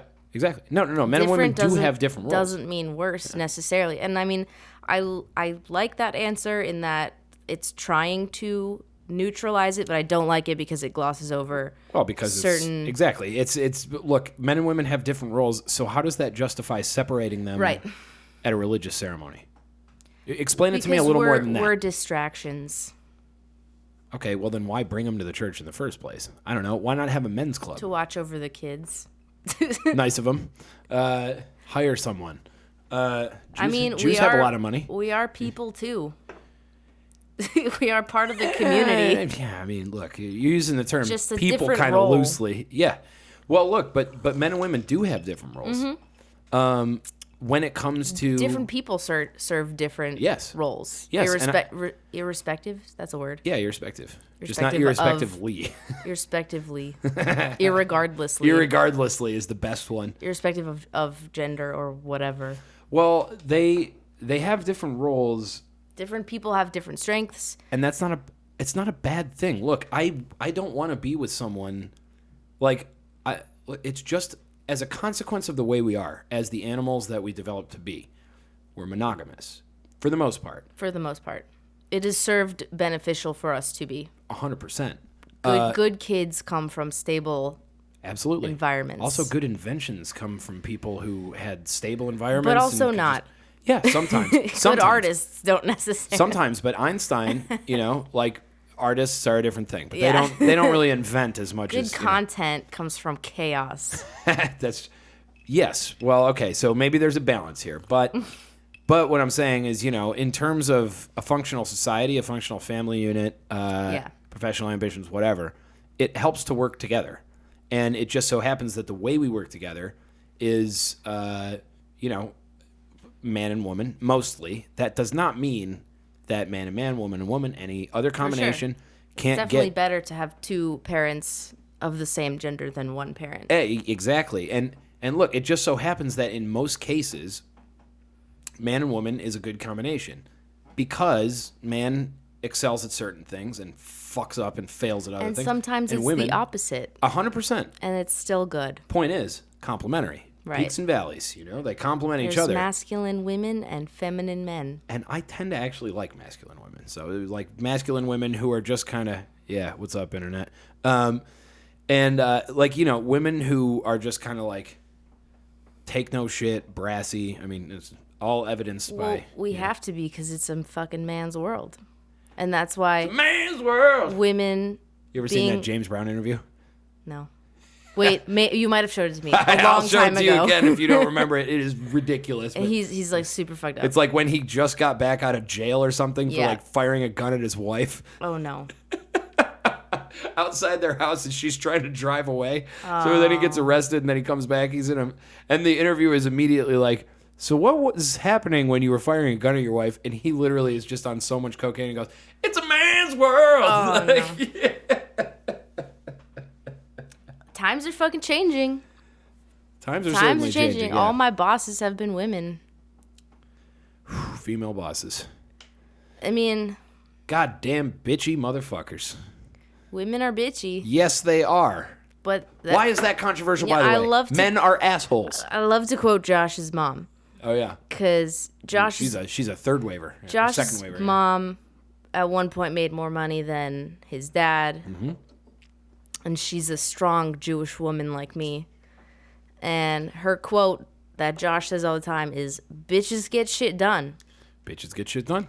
And you know what I'm trying to do? I'm trying to get shit done. Yeah, absolutely. I'm trying to do some shit with my life. Well, you're in a world where whatever you are, whether you're a bitch or a dick or anything else. No, life is hard. Also, there are a lot of forces that are trying to convince you that you should shut the fuck up, sit the fuck down, and take it. Oh, yeah. And people shouldn't.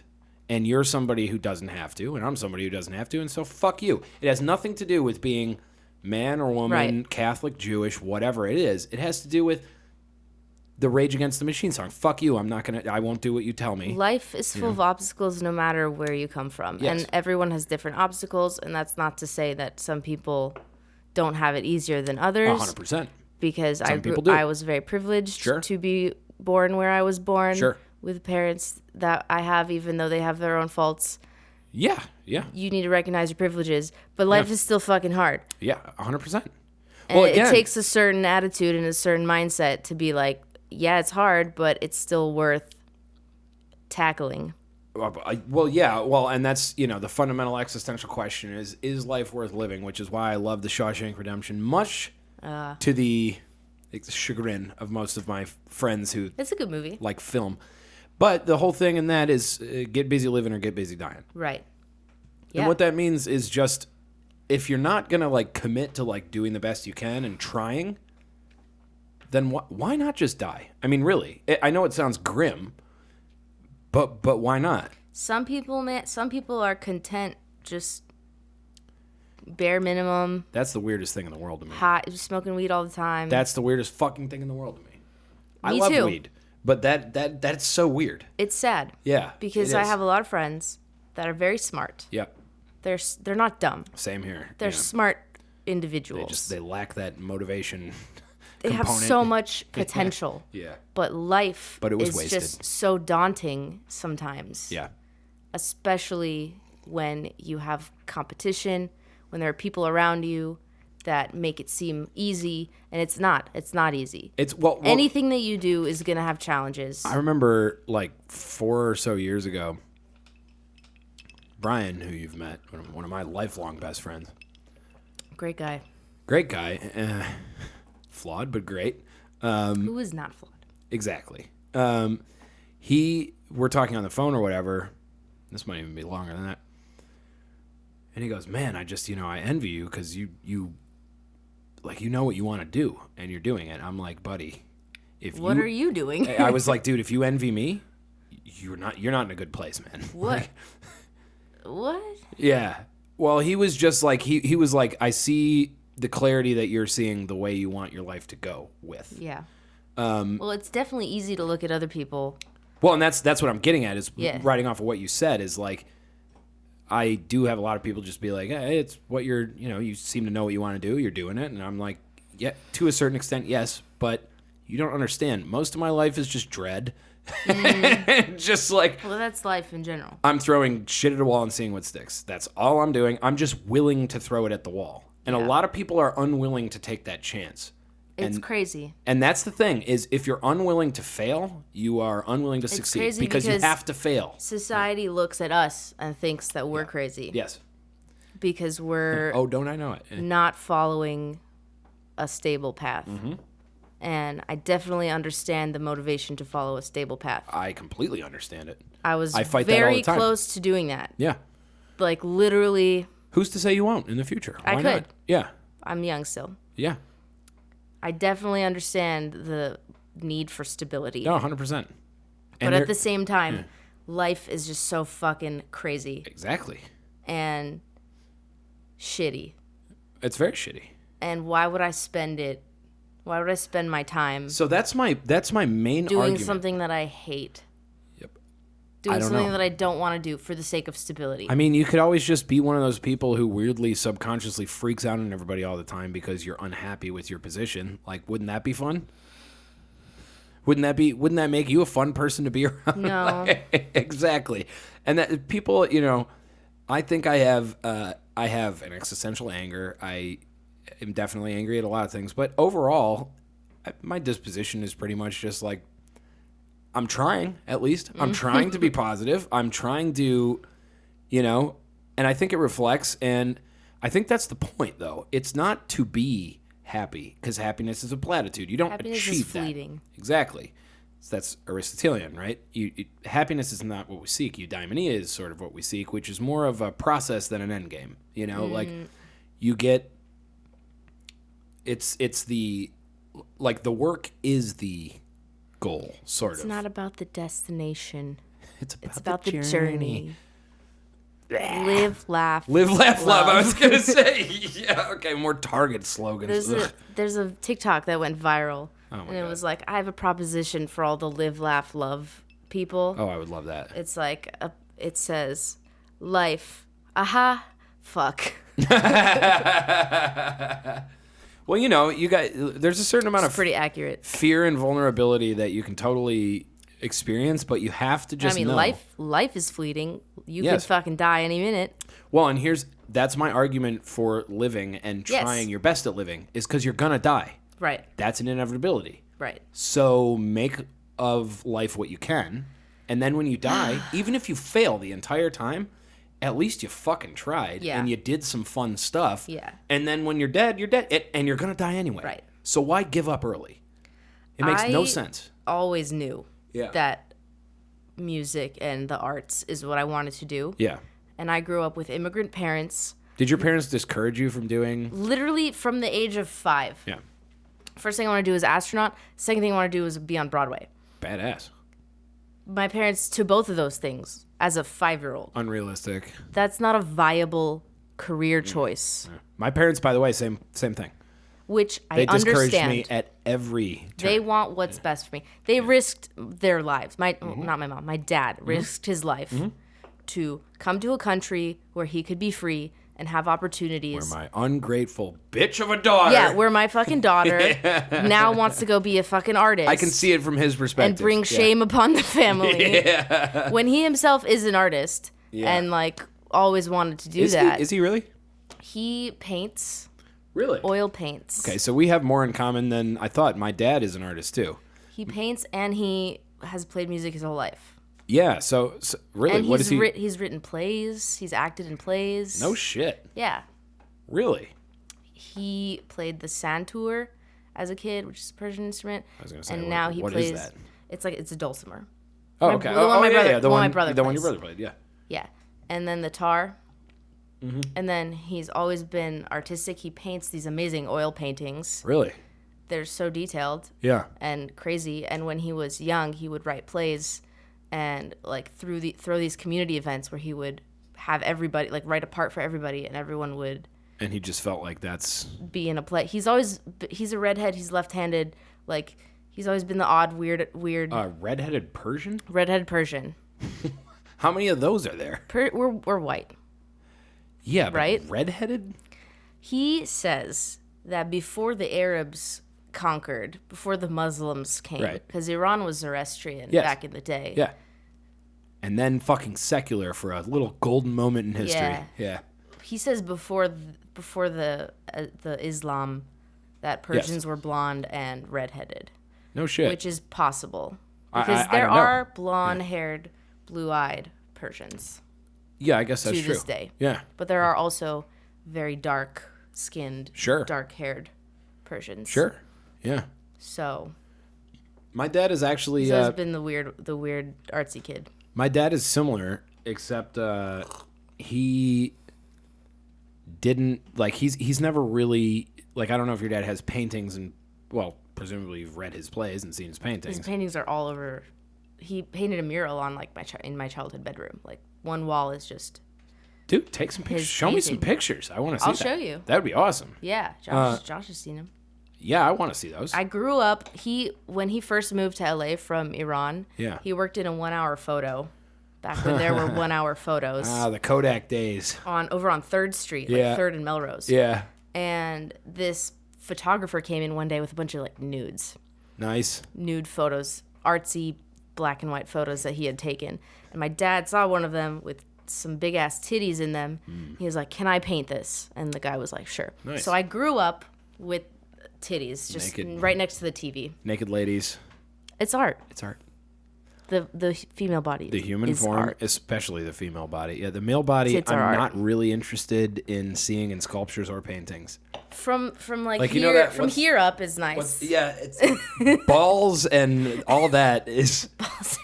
It's just so much. Like it's just, why? Like, and what's that one of? It's the guy pointing at the grapes or whatever, and the chick like. That's a nice painting, I guess. But you don't really see much of the dude's body. Anyway, it's a Renaissance painting, but dads and art. My dad wanted to be an artist, I believe, when he was younger. He's got great music taste. He's an interesting guy. He doesn't. Our dads are very similar. Apparently, he doesn't do what your dad does, which is like actually make a bunch of stuff. But when you see him mess with like colors or just drawings, or even like he used to love playing with clay, which is the weirdest fucking thing. But at our cottage up in Lake St. Clair in Michigan. You go collect a bunch of clay from the bed of the lake. You'd make shit. Bring it out, dry it out, and the things he would make though was like, dude, That's looks cool. like a stop animation kind of like legit. Like that's really cool. But he never pursued it. He never did. No, I think he was taught to suppress it at some point. Yeah. Because life is hard, and you need to make a living for yourself. Exactly, and because that's the world is tough. And my parents, capitalism. Well, it demands a lot. You need to make money to live. And my parents didn't really go to college and stuff, so they... Neither one of them? No, your mom's a nurse. My mom got an associate's. Okay. Community college kind of thing. My dad never went to college. Oh, that's badass. Yeah. Yeah, and my dad tried a couple classes in a couple community colleges and found out, not for me. No, my dad just like learned what he needed to learn. Yeah, that's basically what my dad did. He took some art classes. Both of our dads started businesses. Yes. And still have their businesses today. Yes. Yeah, and so he when you see what he does, like, look, if I was to draw you something, even a dumb little design or something, it's kind of crude. You could see like an artistic sense, but I'm not the best visual artist. I'm much better with noises. Yeah. When he does it, you're just like, wow, those are like straight lines, and there's just an art to it. I don't know how to describe it. Yeah. Like he gets it. Like, you're not left-handed. No, I'm right-handed. Jess is left-handed. I actually am ambidextrous. I throw with my right hand. I golf and play hockey left-handed. Okay, because my dad is left-handed too. Yeah. And they say left-handed people tend to be more artistic or whatever. Yeah. Yeah, I don't know. I mean, my dad he's got such a weird artistic sense. Yeah. You know, but he also had a really troubled childhood. He grew up in Michigan? He grew up in Detroit, and he was a fucking problem child and got into drugs and... Oh, does he have siblings? Like crime. Yeah, 6. Oh my God. 5 or 6, yeah. Which one is he? He's like middle. Okay. Yeah. And so he's bound to be fucked up. Yep. From this Catholic family in Detroit with 5 siblings, you know. In the same area that you grew up in? He was more inner city. Okay. So they moved out at a certain point and went to the suburbs, and that's where I... In Novi? Grew up, yeah, Novi, yeah. Whereas he's in legit, like, when you go to kind of the neighborhoods he grew up in, you're just kind of like, really nice.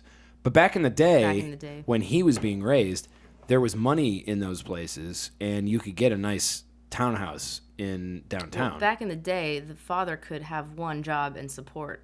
Yes, well, and also this is before white flight in Detroit. Okay. Before the riots. Right. You know? So riots were in the 60s. Yeah, so it's like, so he was born right before that. Uh-huh. Like, and then they had to move a little bit further out, but they stayed there for a little bit. And I think he, you know, got arrested, had some problems with some drugs, and he got a diagnosis of like schizophrenia when he was younger. But it was because he was on these fucking drugs that like I got some weird diagnoses when I was on a bunch of drugs, because for sure the way symptoms present is like, well, your brain is scrambled. Right. You know? He's not that, but... Brain's also, like, changing all the time. Yeah, he was fucked up, you know? Yeah. So I think he went on the straight and narrow at a certain point. But the straight and narrow for him was racing bikes, like literal riding... Bicycles. Not motorcycles, yeah.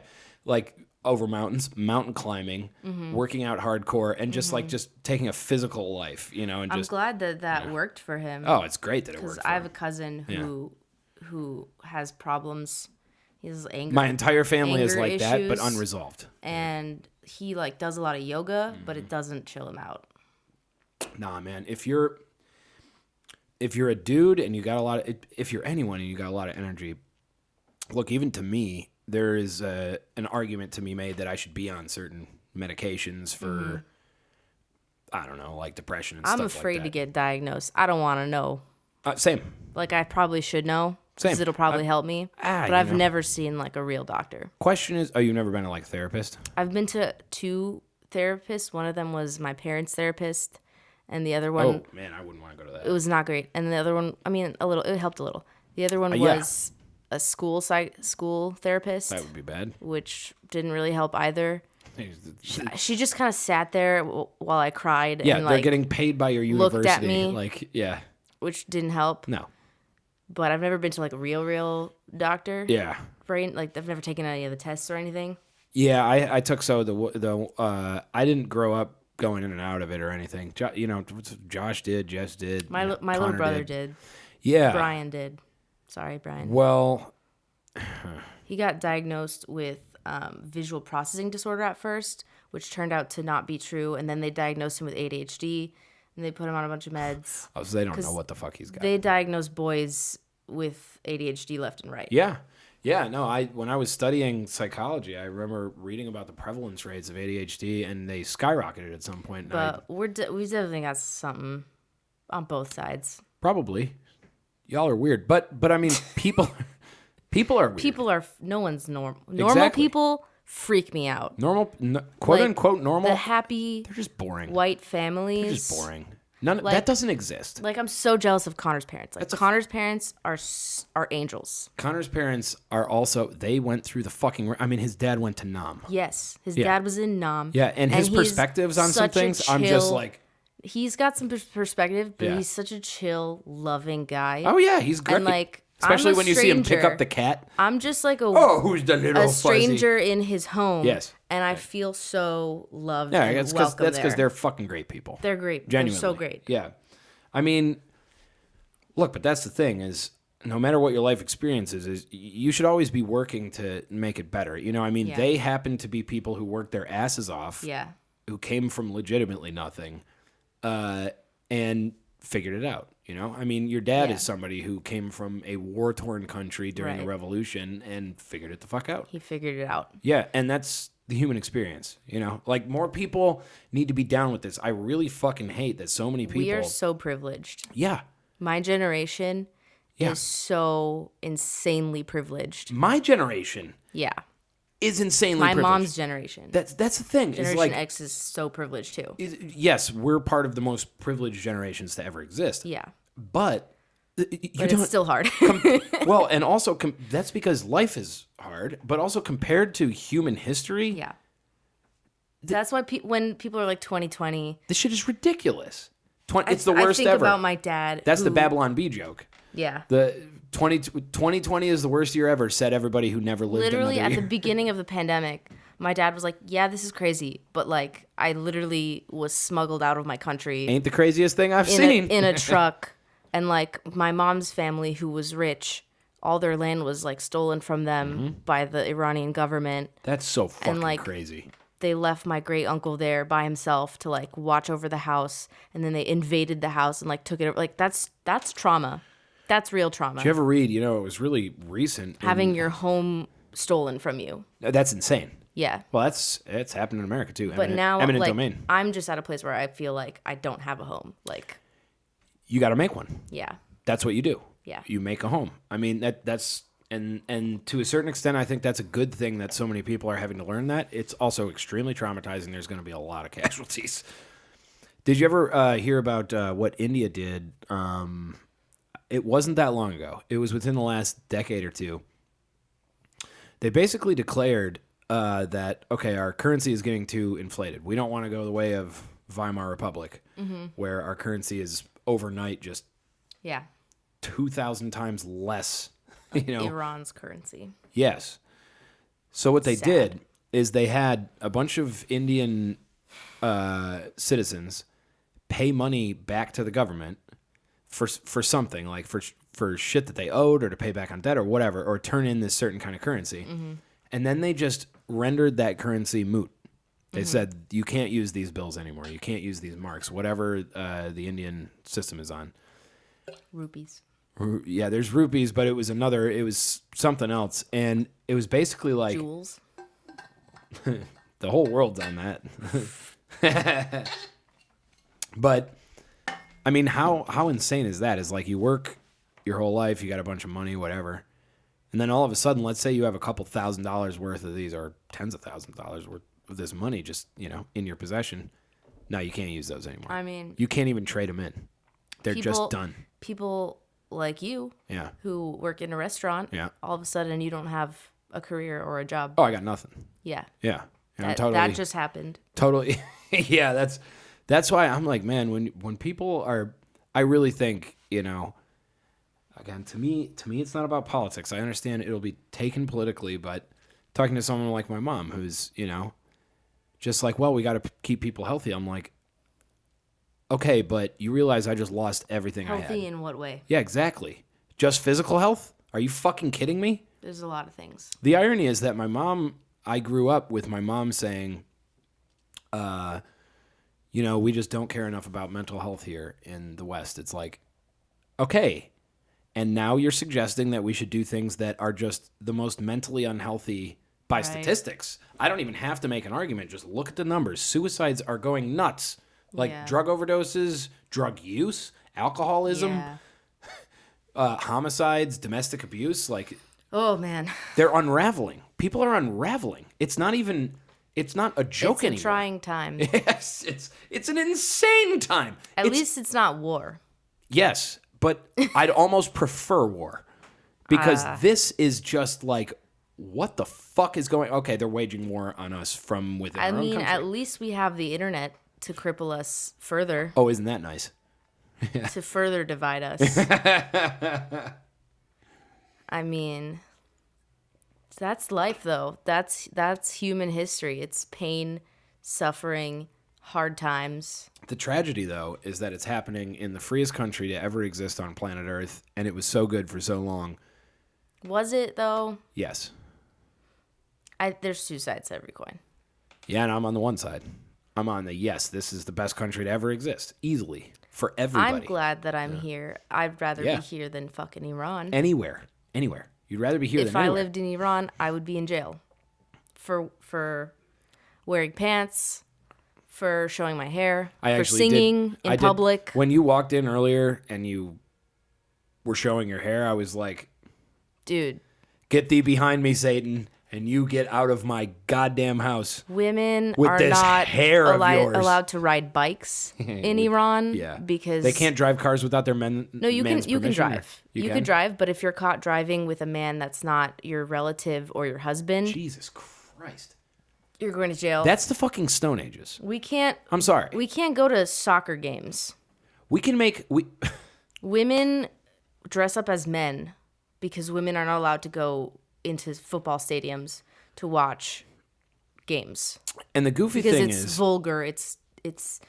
Well, then why are the men allowed to... It doesn't make any fucking sense. If it's corrupting women, isn't it corrupting men too? Women are supposed to be pure. In the presence of that vulgarity. To be fair, the men are not allowed to show their knees either. Like, the men can't wear shorts that are too short either. Really? Yeah. I didn't know that. Yeah. And it's illegal to be gay in Iran. Yes, I know that. But you can be trans. You can... I know that too. Get a sex change. I know that too. Because then you're not gay.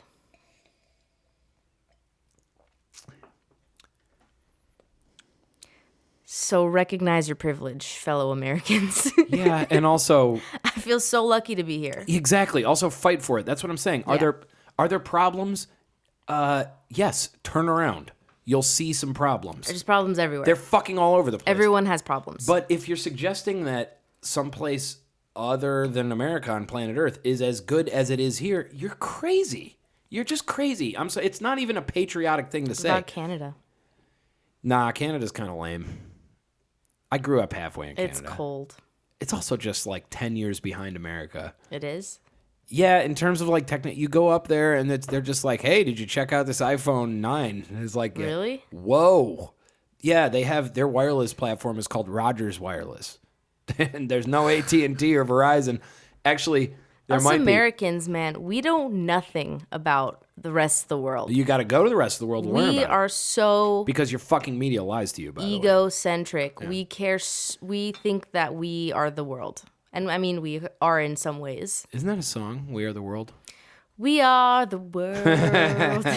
Such a pleasant Bob tune. Dylan is very sad singing that song. Oh my God. Yeah, that was him, wasn't it?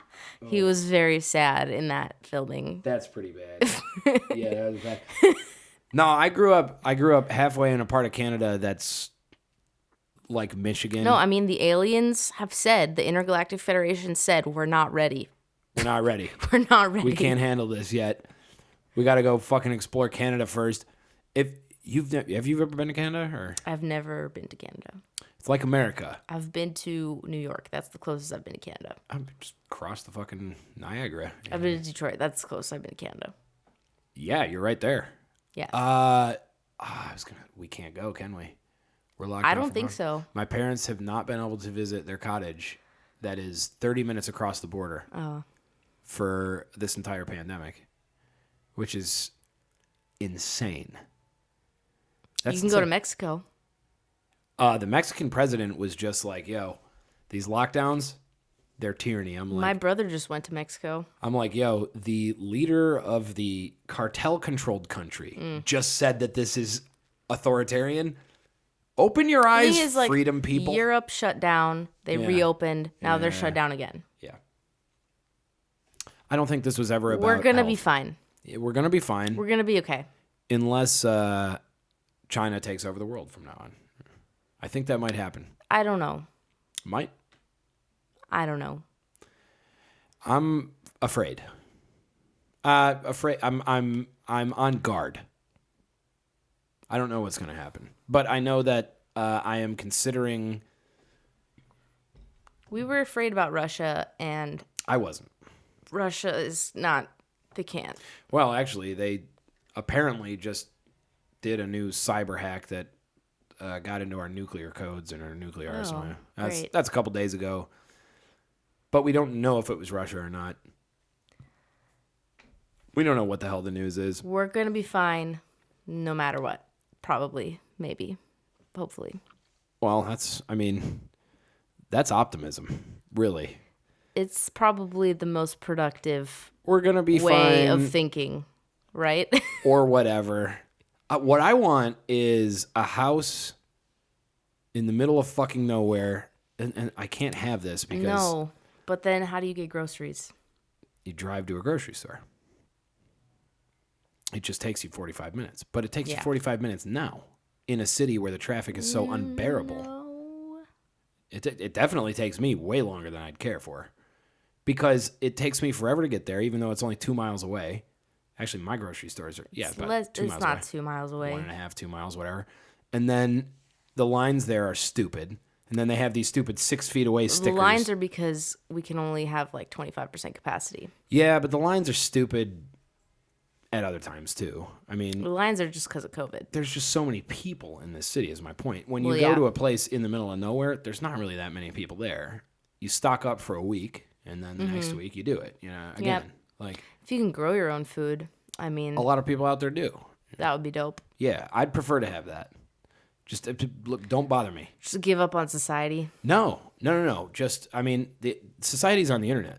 I don't think you need to be physically around society to be. I'd rather have in-person society than internet society. I would too, but where I live, I would rather be off in the fucking hills. Is it a little bit of a drive there? That's where I grew up. Fine. Yeah, that's true. Yeah. It's not that bad. It's very isolating. Yeah, but because when you're a kid and you don't have other kids to be around. Sure. Put them in fucking after-school programs, get them. Well, that's what I did.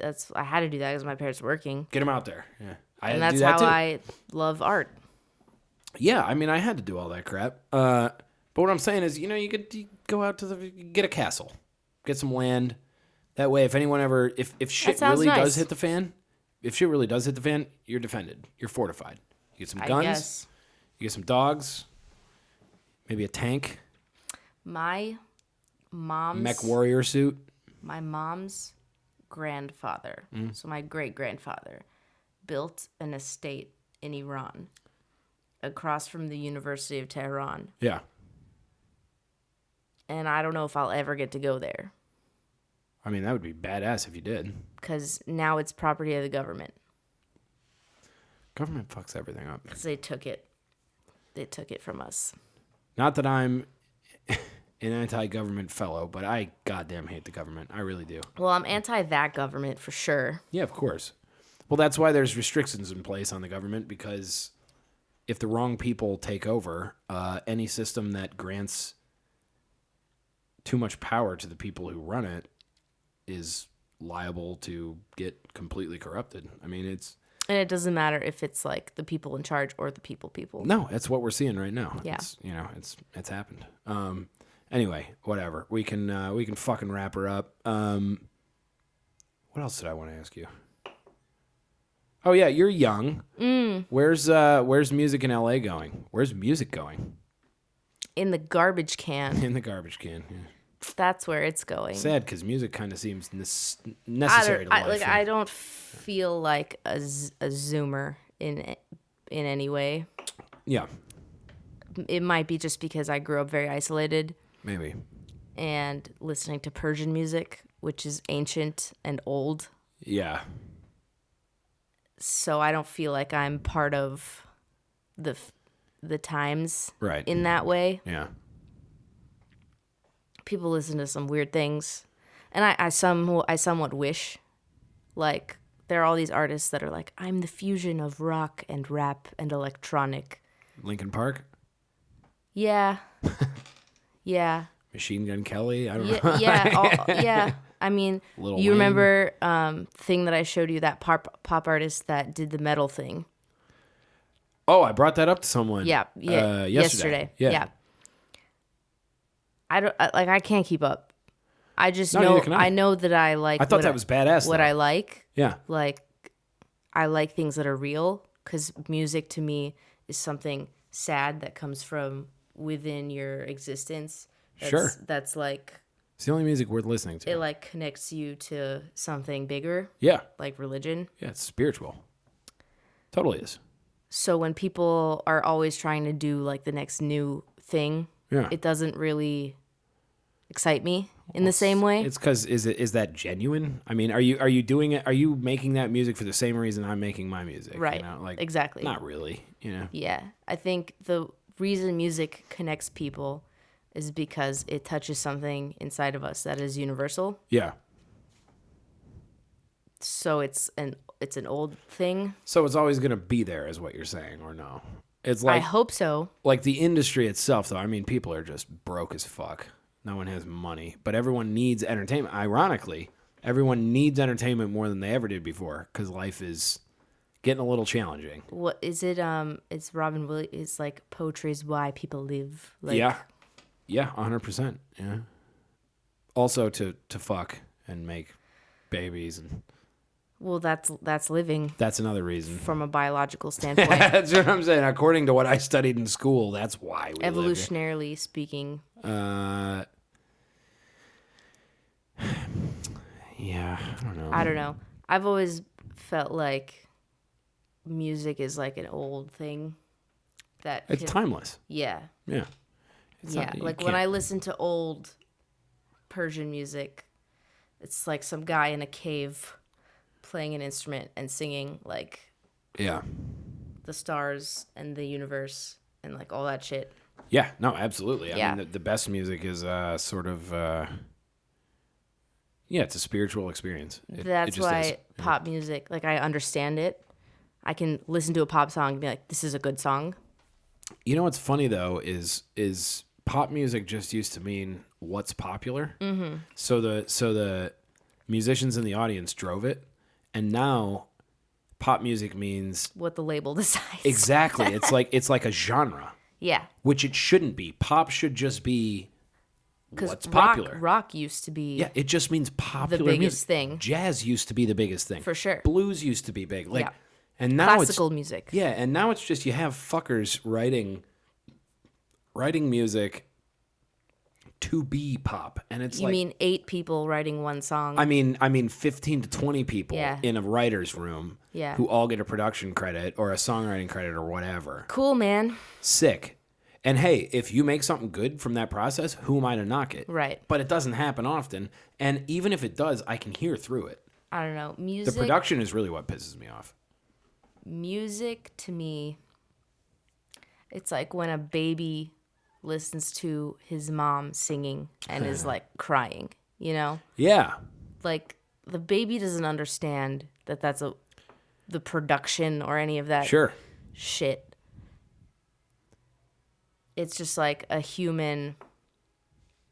It's like it's like your soul fucking. It's a human response. Screaming. Yes. Into the void. Yeah. That's that. It's like something that you have to do, kind of. Yes, and I suppose that brings me back to what you said, the Robin Williams quote, poetry is why we live or whatever. Because it is, look, the things that drive me aren't, I don't think, maybe on a very subconscious level, they're getting a job, having, getting a car. I live for my job. Yeah, exactly. Like I have to.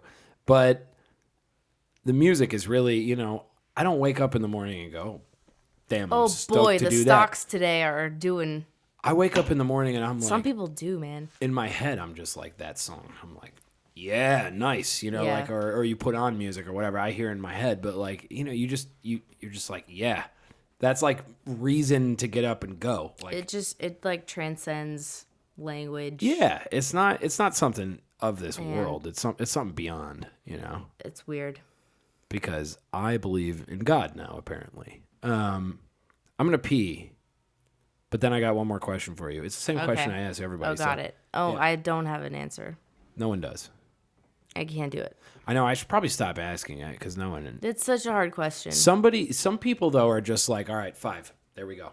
I'm like, what? I don't know. I feel like it always changes because there's so much that I haven't heard. Oh, it does. And by the way, tomorrow your answer would be different from today. Yeah. Yeah. Of course.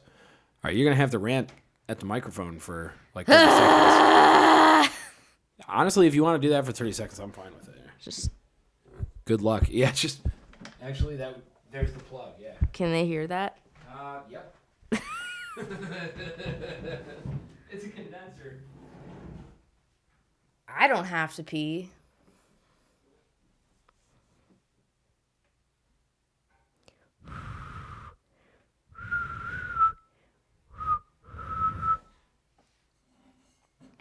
Oh, that was fast.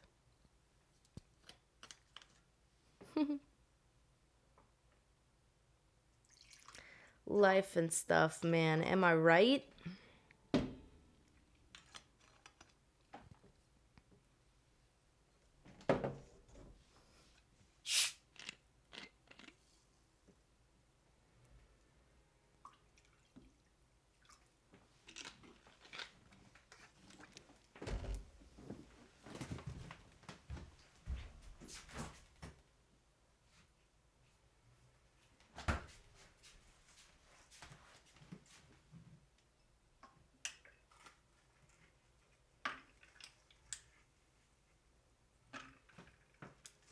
Always watching.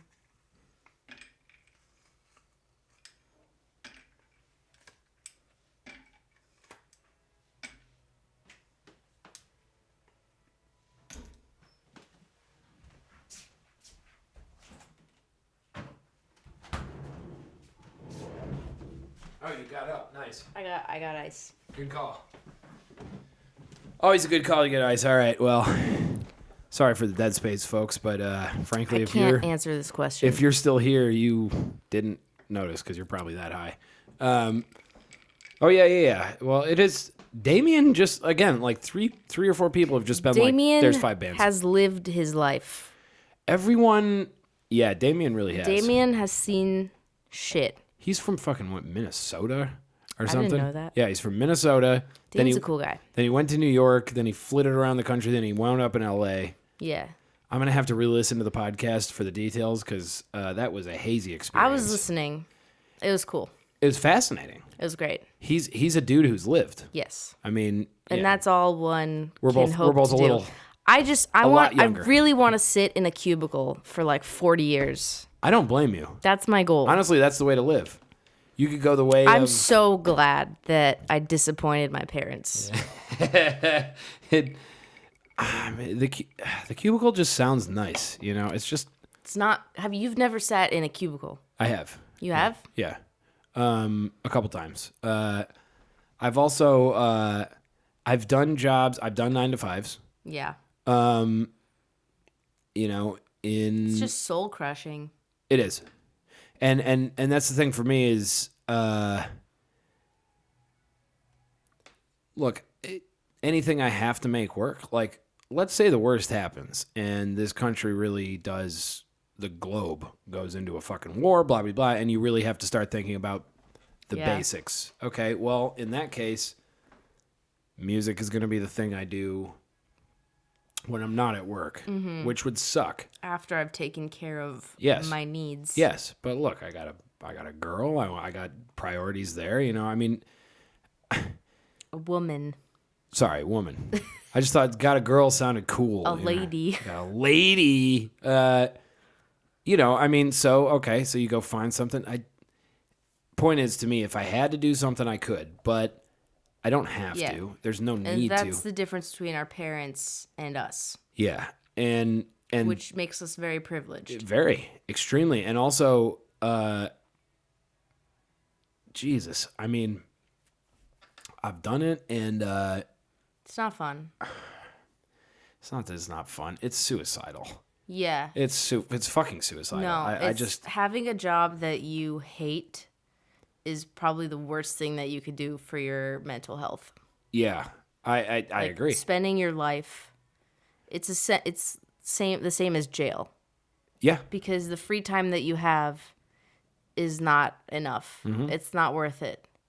Yeah. Well, what cracks me up is people who, especially in LA, this is one of the only cities in America where people spend more than half their income on their rent. Yeah. That's insane. Yeah. Most people don't understand what that means because you got a lot of other bills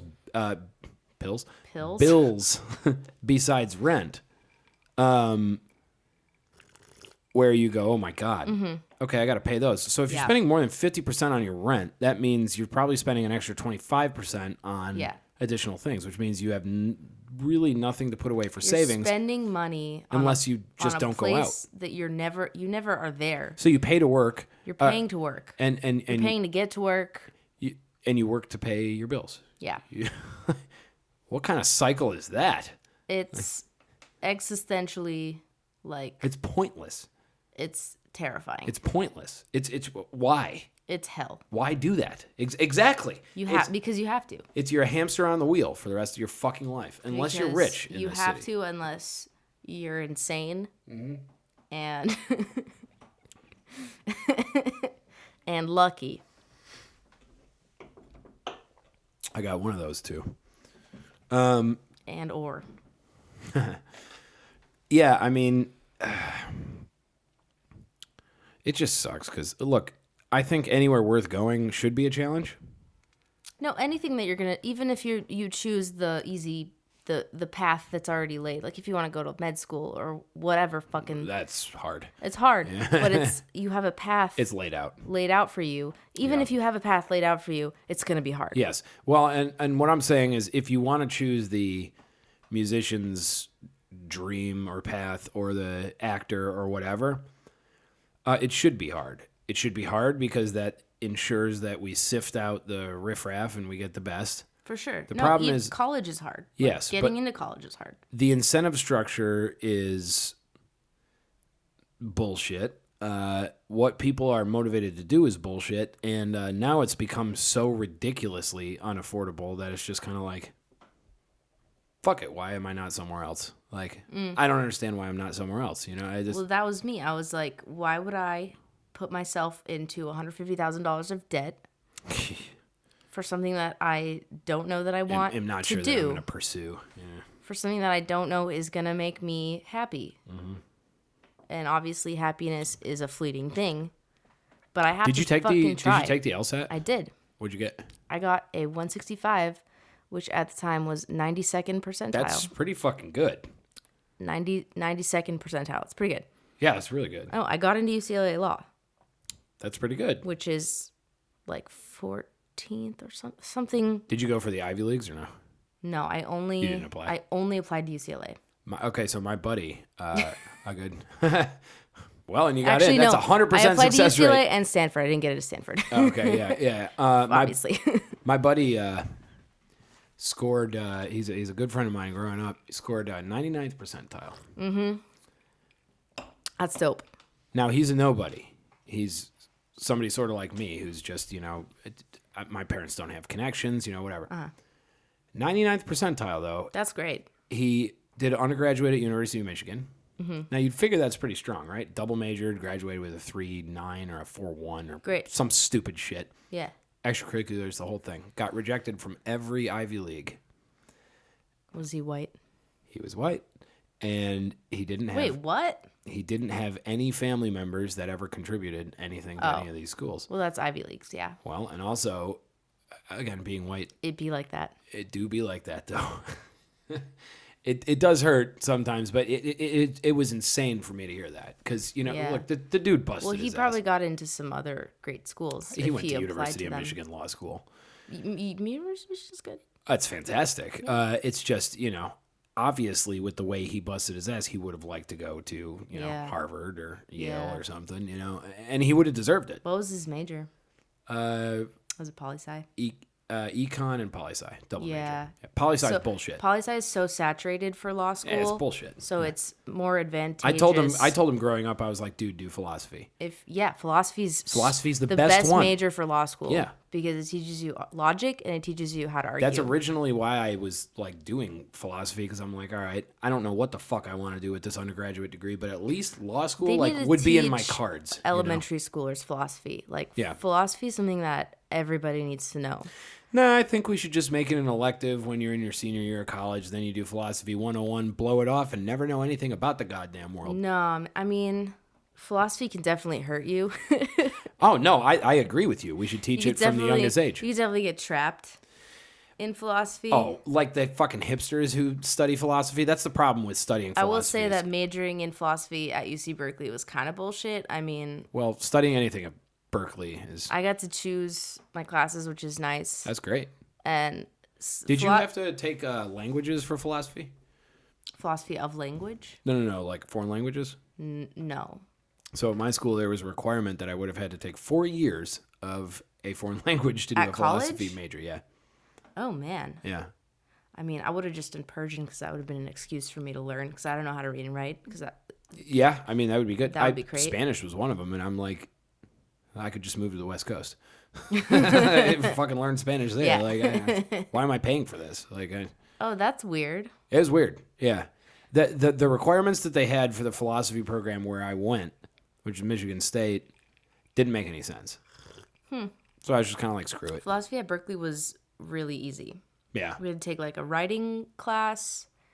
Do you have to do a dissertation? Nope. What? Nope. No shit. One of the best schools. For honors, yeah, but for the major, no. Really? Yeah.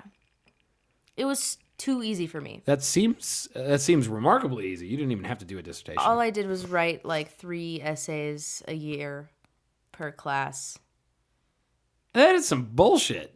And I'm great at writing essays. Essays are the easiest fucking thing in the world. When it comes to like logic and arguing, like I could lay it out. It helps because I had a mom lawyer. No, that's yeah. Well, that's an obvious advantage. Yeah. So I had to argue to get anything. I grew up arguing against my stupid dad. My dad, he's super argumentative, but he's not particularly good at arguing.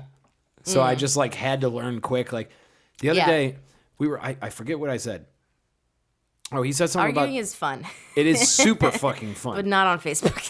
No. There's like a venue for it. Well, that's the thing is people are like, why did you, like back when I used to use Facebook, it's like, why do you like, into Facebook why are you so combative? It's like, because this is fun for me. Right. I'm not attacking you. I'm not attacking you at all. I'm not trying to hurt your feelings. I'm just trying to have fun. But you're wrong. Yeah, exactly. You're fucking wrong. Yeah. But this is enjoyable to me. Like it is. It's fun. Yeah. Oh, okay. Because we like learning. But then you have so many people who misunderstand it, who are witnessing the conversation, who decide to jump in, and then emotions and it's a garbage heap. But I was talking to my dad just one-on-one on the fucking phone, and he goes, fucking phone, and he goes, he's like, yeah, well, why not, make the federal minimum wage $15? And I was like, well, because that wouldn't make any sense. Because his business would go out of business. Yes, and I was like, well, that wouldn't make any sense. And he was like, how could you say that? And I'm like... My dad has had to fire people because LA County has raised its minimum wage. So has my dad. That's And I was just like... And he's like, well, how could business. You... He goes, how could you say that? And I'm like... What? He goes, no. It's not even about the argument at this point. The way you framed that was wrong. I'm like, no, you didn't give me any chance to explain. I was going to go on into the explanation. And he's like, no. You got to realize when you say something like that, it turns people off. I'm like, no, Dad. I think this is in your head Because when you write a thesis or a dissertation, you start with the fucking point, Right. and then you Explain it. do the bullet points, and then you go on to flesh those out, and then guess what you end with? you The counter. point again. No, then you counter. Yes, you have to counter, and then you have to argue against the refutations, right? Sure. And then you end it once again saying your point. If that all, yeah. By the way, he's like, well, why didn't you just start explaining it and then say it? I'm like, if I just started explaining something without contextualizing it, Right. you'd be like, what the fuck are you talking about? Like, so I learned how to argue against a crazy person, which was... I learned how to argue against lawyers. Yeah, that's much more useful. Lawyers, man. They're smart. Yeah. Lawyers are smart as fuck. Yeah, they are annoying. Yeah, I extremely. was the kid in philosophy class that was just like 100%. all the time. Yeah. Just like, hey, I know the answer. Pick me. I was the biggest participant. I was that kid. Yeah, 100%. And I love being that kid. I don't give a fuck. Look, all these other dumb shits don't know the answer. No. I know the answer. Yeah. And even if I don't, I smoked weed, so I know I thought about this already. I got this shit. Like, homie, call on me. I've been there. Like, yo, you, me, muy simpatico. I guarantee you, like, we're on the same I miss page. school because Yeah. it definitely validated a lot of my brain. Well, I don't know. For you, I got called in a few times by multiple professors just being like, yo, you're really talented. What are you going to do? Yeah. And I'm like, what do you mean? And I had one professor in particular. He's just like, he was a philosophy professor. He was, Jesus Christ. He was like a heady metaphysics professor. I don't even remember. I love metaphysics. He was like That's my thing. He was like a Kant professor. Oh, I hate Kant. Like specifically, I took a class on Kant. I don't like Kant. Yeah. I don't know if I like or dislike him, but I know I took a class on him. Okay. Which is enough. You know, like enough said. Kant, man. The man spent half of his life staring out a window at a cross. Kant's cross, by the way, is a fascinating subject for me. But anyway, I digress. I go into his office. He's a philosophy professor. Okay, he went to Brown. Smart fucker. And he goes, "Yo, you're a standout student. Yeah. Within the last few decades. Dude. So what are you gonna do?" And I'm like, "Well, I'd love to study philosophy. I mean, this shit is fascinating." Right. You know? And he goes, "Okay, let me show you something." So he pulls up a graphic on his computer. He's like, "Here's the number of positions for philosophy professors available in the United States. Well, that's There's like less than 200." It's the same thing with musicians, man. Yeah. I mean, how many people are on the top charts? Like, less than 200. A fraction of a percent of the people who go into the business. Anything worthwhile is going to be hard. Yes. Anything worth doing is going to have struggles. Exactly. Yeah. Does that make it not worth doing? No. Well, also, like, life is, I don't know, life is worth so much more than just what you decide to pursue while you're here. You should pursue multiple things. And the idea in America that our career should define us is... I have a memory as a child, not as a teenager, trying to decide what I wanted to do. Because I knew in my heart I wanted to do music. Yeah. But the world was telling me no. Yeah. Literally everyone I would talk to was like, no, go be a lawyer. Yeah. I remember asking my mom, like, what were you before you were a lawyer? She was like, a student. So her entire identity is her profession, is her career. And it's like, why? Wait, did your mom come from Iran or? Yeah, my mom was 5. Oh, but her family emigrated over. She was born in Iran, and she left when she was 5. Oh, man, she left at the right time. She left before the revolution. Yeah. My mom's family had money. Okay. My grandmother, all of her siblings went to school abroad. So, like, one went to Oxford, one went to Columbia. Yeah. And so my grandma had a visa because she had visited her brother in Columbia. Okay. So she just took my mom and her sister when they were 5 and 8. Yeah. In 76. Just took them. Right before. Oh, took them. Did they know it was coming? Yeah, they knew it was coming. Okay. Because my great-grandfather worked in the oil. Because that timing is like, that's 2 or 3 years before it happened. Yeah, no, they, the Jewish community too, like. Yeah, they felt the pressures saw it and coming blah, blah, blah. too. Yeah. Because there was this whole tide of Islam and the Islamists were like, we're gonna bring peace. We're gonna like equalify everyone's gonna have money. Like we're gonna. You guys are having a bad time here, right? What with your rock and roll music and equality? Yeah, fuck you. Yeah, no, they promised a lot of stuff, and a lot of people believed it. Yep. And they did not do that. Yeah, no, they did the opposite. It did not work out well, which is why when people today in America are like, we need a revolution, I'm like, bro. Careful what you wish for. Yeah. Think about that for a second. Yeah. Anyway, no. My mom grew up very privileged. Yeah. She went to Beverly High. So that's privilege incarnate. She became a lawyer. She got married very young. She had me when Where'd she go for law school? Hastings? No. Somewhere that no longer has its accreditation. Really? Yeah. She went to UC Irvine. I mean, some of those small private places are like the best places you can go, and a lot of people have never heard of them, so I was just curious. Somewhere in LA, because when she was 19, she met my dad, who was 8 years older than her. Yeah. And she was like, I need to get married because that's the only way to get out of my parents' house when you're a Persian woman. Otherwise, you're a whore. You're a whore then? Me? Yeah. Well, I have a boyfriend, so it's okay. Oh, so that's good. And he's Jewish, so it's good. Double good. Nice. Sorry, it's... The overlords. God is watching. They've deemed me good. No, but yeah, my mom was very young when she came here. Yeah. And then she's not that old now. Got married very young. And I can't ask how old your mom is. But she's 48. 48?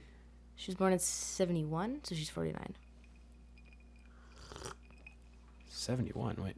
Oh, okay. Mm-hmm. Yeah, okay. I was like, wait. Yeah. My parents were born, I was like, oh, my parents were born in 59, not 69. I'm like, no, wait, she was 25 when she had me. So she was, that's not that young. She was 21 when she got married. And my dad was... That's insane by our standards. 29. But, yeah. By their standards, I mean, like, people now are all...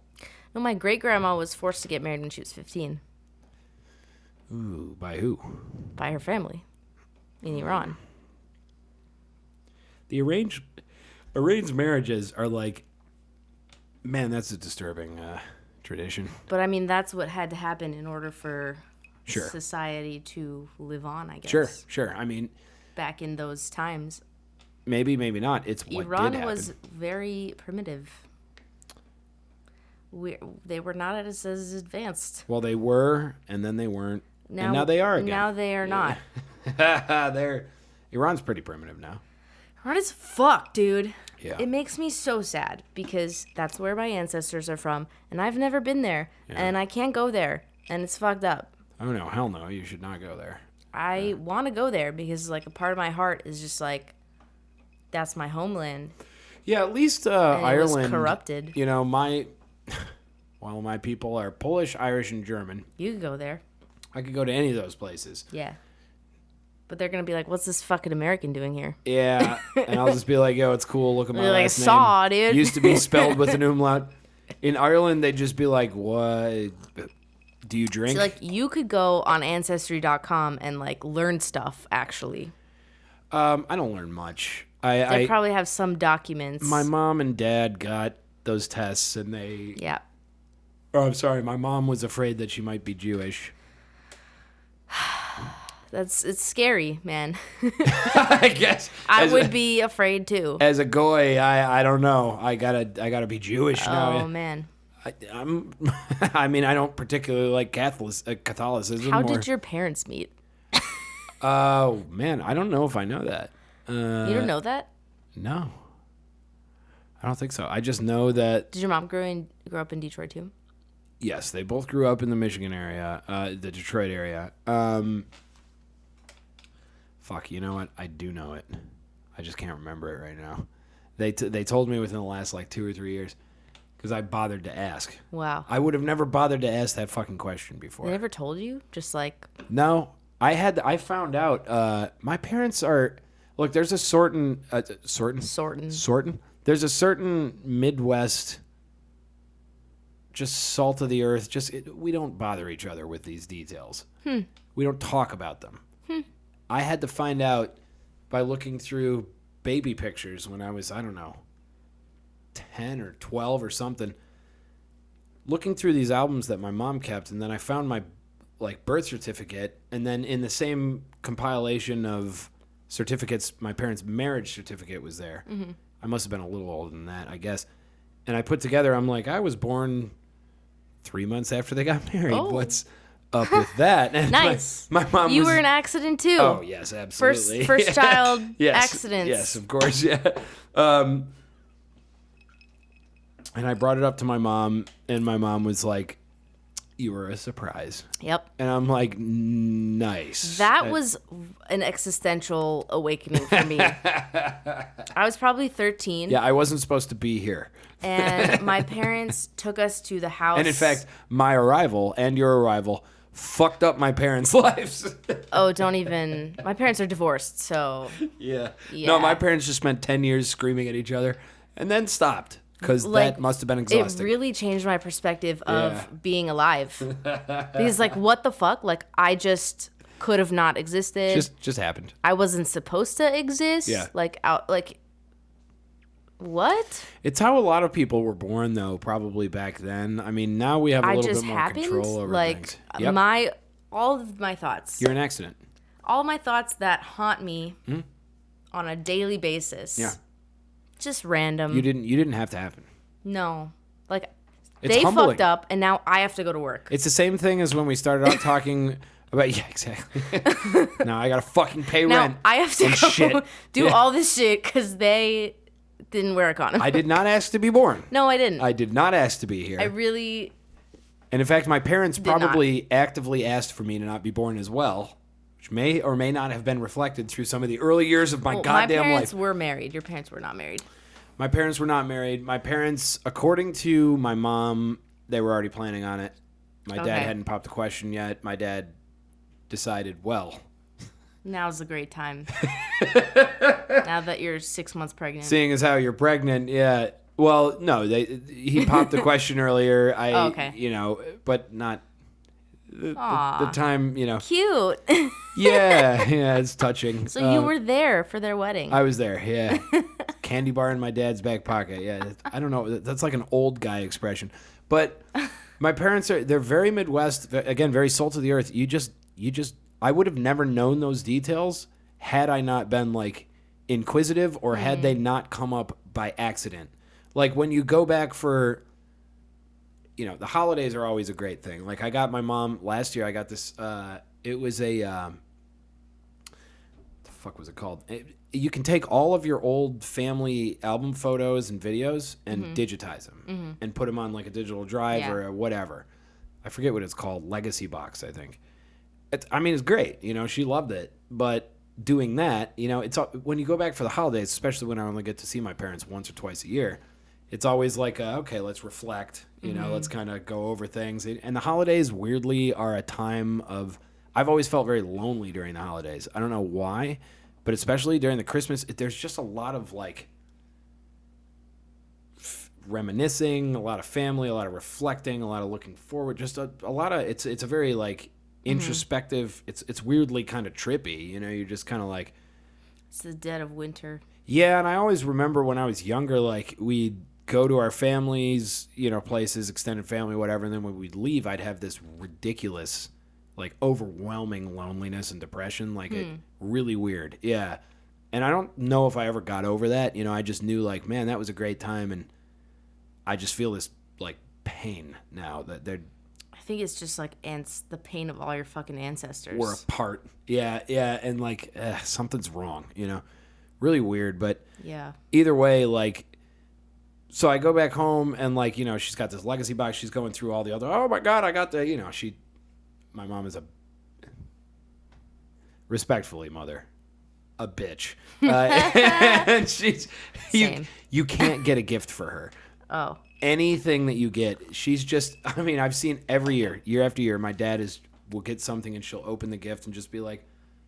That's nice. That's nice. Exactly. Yep. That's the most reaction you'll ever get. And it's just oh my God. I'm just Is that just Midwestern women? I don't know. I don't know, because I watch my dad and I'm like, just bitchy women. Yeah, I'm like a 13-year-old. What % of women do you think are bitches? 100% of the ones I date. Bitches be shopping. Woo, women be shopping, yeah. But like, you know, I just remember watching my dad like get gifts. She opens them, and I see my dad. My dad's like, never enough. My dad's like, I did good, right? And she's just like, never enough. Great, and he's just like, Aww. I'm like, oh man, that just hurts to watch. But so whatever. My mom's a great lady, and we're going through this shit, you know. And as we're going through all these old dudes, oh, that's when this happened. That's when that. But she can't remember what she's told me and what she hasn't. So she'll fuck up on some details. And all of a sudden, I'm like, what? Oh. You got married where? You met how? So I know she told me that very recently, and I cannot remember how they fucking met. You should ask him when you go back. I'm going to now. That'll be on my mind. We're what, a week away from Christmas? Yep. Less than a week away from Christmas? 2020's over. Oh my God. That's Woo! Fucking madness. 2021's gonna suck. Yeah. People are like, it's gonna be better, right? I'm like, if you think it's gonna be better, you're stupid. We all thought 2020 was our year. Yeah, this was supposed to be the year. It's not. That's what happens when you plan things. Yeah. You gotta roll with it. That's what happens when you have expectations. You gotta have some though, you know. Life's gotta be worth living. No, you have to plan. Somehow, you have to plan things. You know. You have to look forward to things. Yeah, exactly. And you gotta have the good grace to know that when it doesn't go your way. It's life. Yeah, sometimes there's nothing you could do. That's life. That's amore. Is that's amore? I was thinking Kurt Vile. You know that song? That's life, though.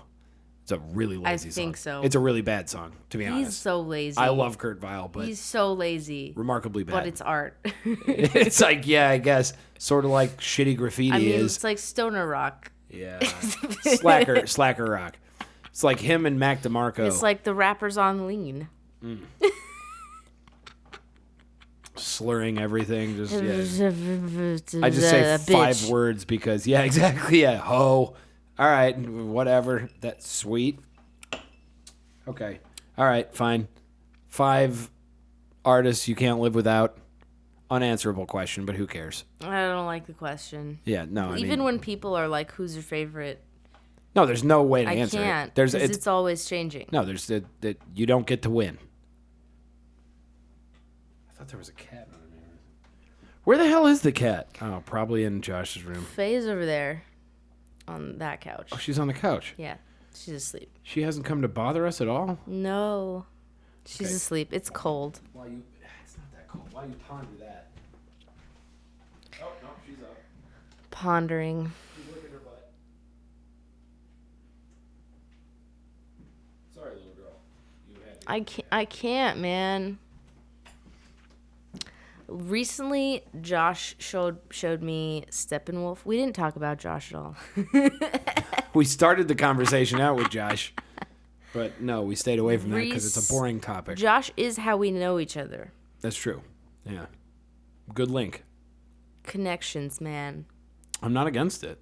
I'll talk about Josh all day. He's my best friend, and he's one of the fucking zaniest, kookiest people I've ever met. He's great. But, you know, I'm probably nice. one of the craziest people he he's buys ever me met. food. So. That's all I need. That's nice of him. I'm very low maintenance. Awful nice of him. Except answer every text that I send. I'm very low maintenance. Quote, Jasmin Toubi. Ladies and gentlemen. Very low maintenance, except when give you're not? me attention at all times. That's it. Acknowledge my existence and that I'm awesome. Otherwise, honestly, there's not much to do. Otherwise, the world is ending. That, by the way, that attention that I need requires a lot of hours. I'm the oldest child. Yeah. I need attention. I'm the oldest child too, yeah. My parents say that when my middle brother, older brother? Yeah, middle brother, yeah, I guess. He's younger than when he was born. And they came back from the hospital, they forgot to buckle me in my seatbelt. I was 3.5. Oh no.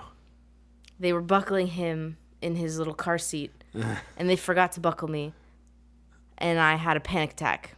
Oh, at 3.5? At 3.5, I was like, ah! Oh my God. I was like, what? You forgot about me. The day that he came back from the hospital. I mean, that's pretty funny. They did forget about me. That's pretty goddamn funny. That explains a lot. Yeah, it does. Also, how do you have a panic attack when you're like 3 years old? You cry. You don't even know what panic is. I was like, I need to be buckled right now. Why is it not? Oh. Also, she's purring. Oh. And also, she's like, yo. Oh, Faye. Put me down, but also like. Oh, she's like looking up at the sky like, what is life? I don't think that's the question going through her head. I think she's more like, yo. Me too. I don't smell any food. So let me go to where I was. Anyway, me. All right, so first artist, Lil Wayne. No. 5 artists. I was saying Desert Island. Josh recently showed me Steppenwolf. Steppenwolf. So that's what I'm on right now. All right. Fair. That's the right now. Steppenwolf's badass. You got 4 more slots to fill, In terms of, like, history of, like, what I've been listening to for all time in Persian music, because that's what I first started listening to when I first learned to play an instrument. Oh, man, I'm not going to know any of this. No, you're not going to know who it is. His name is Salar Aghili. Can't even say it. How do you spell it? Salar. I got that one, but the last name. Aghili. Aghili? The way that this man sings, man, it's just like... Is he a pop? No, he plays very traditional... He has an orchestra, usually. Oh, He's a singer. And he has an orchestra. And then, like, a traditional Persian orchestra is, like, a tar, a setar, maybe a kamanche. That's awesome. A daf, a dombak. So I'm going to put him in there because he writes, like, songs about the revolution. So we got Steppenwolf as well as... Persian guy. Get down, dude. Also purring hard. They also purr when they're afraid, though. So Really? I don't know. I heard that. Because sometimes Macchiato will purr and then he'll, like, get up. Honestly, I don't... He'll be like, nah, fuck this. I don't really understand. Cats are the most fickle fucking creatures. I didn't understand cats until that cat, so... That's the weirdest cat I've ever met, and I've known so many cats. That's the first cat that I've ever enjoyed. Just like, yo, you're kind of cool. Yeah. She is definitely... She's the most unique cat I've ever met. She's great. That is a very weird cat. She's the best cat. And cats are weird. Yeah, she is fucking She's awesome. great. Yeah. Aren't you, Faye? Baby. Okay, yeah. Steppenwolf. Salar Aghili. Yeah. Who else? I guess Led Zeppelin. Yeah. Just because they're fun to listen to. Fuck yeah, Zeppelin's awesome. They're fun to listen to. I'm going to put Black Sabbath on there, too, because they're fun to listen to. Oh, yeah, Zabbath's amazing. Zabbath? Is that 4? That was 4. You got Steppenwolf, a guy whose name I can't pronounce, Led Zeppelin, and Black Sabbath. Paramore? Yeah. I knew it. Probably. If you had an honorable mention, who would it be?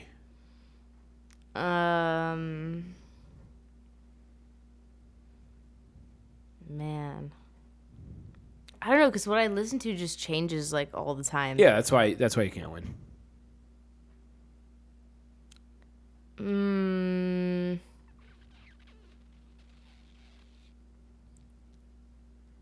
I don't know. Rolling Stones, maybe? Fuck yeah, Rolling Stones are awesome. But you got 3 classic rock bands on it. 4 classic rocks. Beatles? Yeah, No. Beatles are amazing too. Nah. Damien put those on his Put list. those too. Yeah. Well, I mean, they're great. I also like. I feel like people are like, "Oh no, I can't do that," because it's cliche. It's like, no, is. they're one of the best bands to ever exist. And if they hit you that Who do I way, listen to? like if I Amy had Winehouse. Amy Winehouse is great. Amy Winehouse. Nina Simone. Nina Simone's good. Aretha Franklin. Nina Simone is drunk. Really? She could play the piano, though. Really drunk.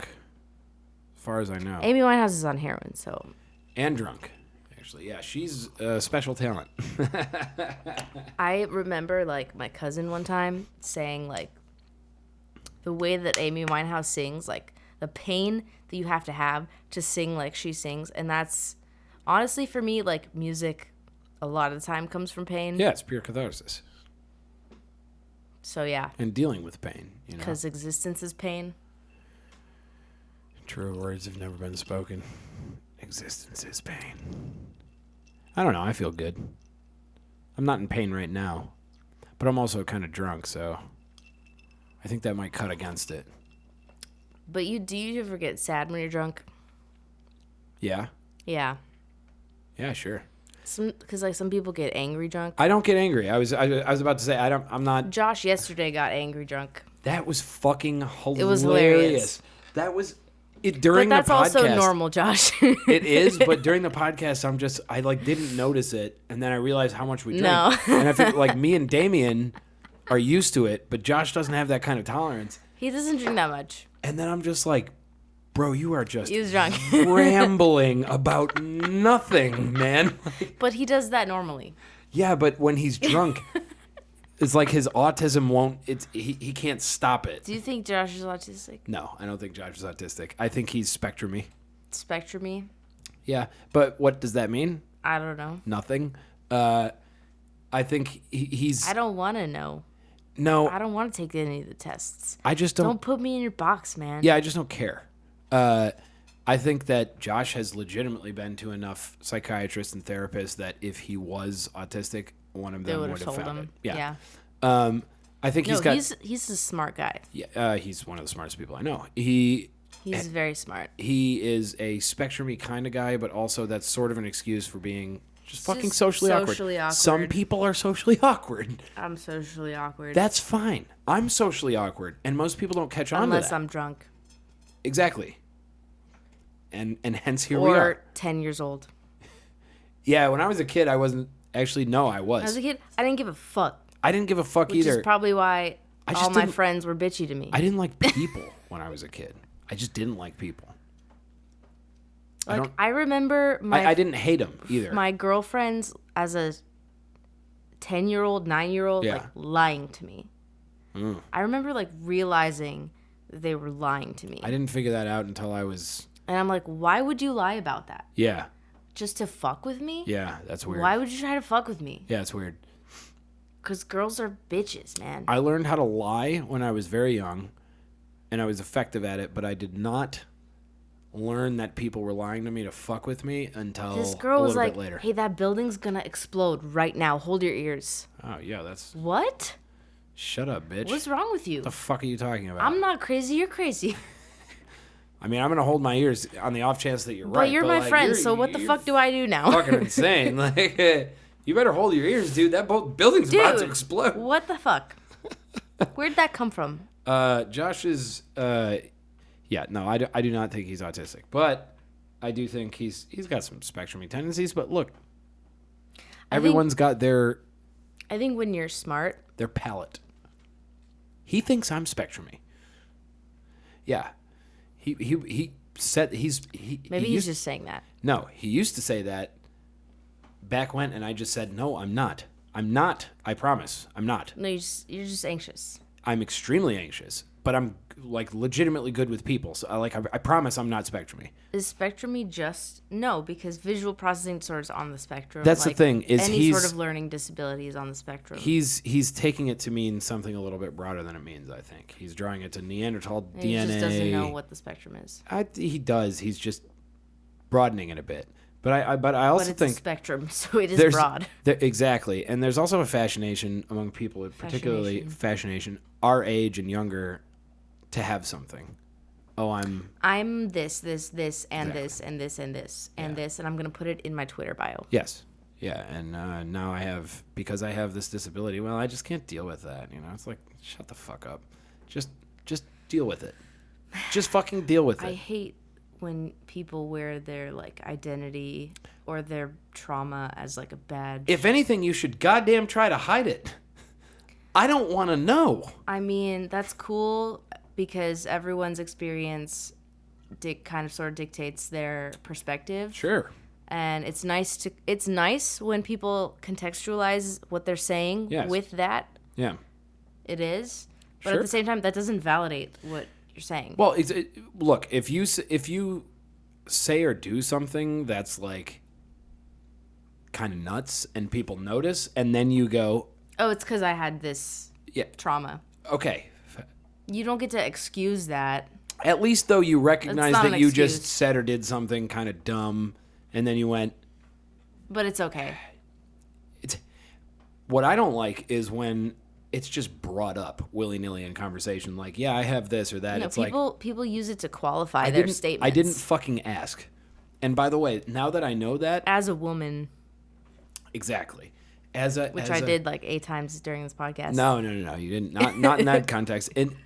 The whole, like, you know, as someone who suffers from depression, it's like, as someone who suffers from depression.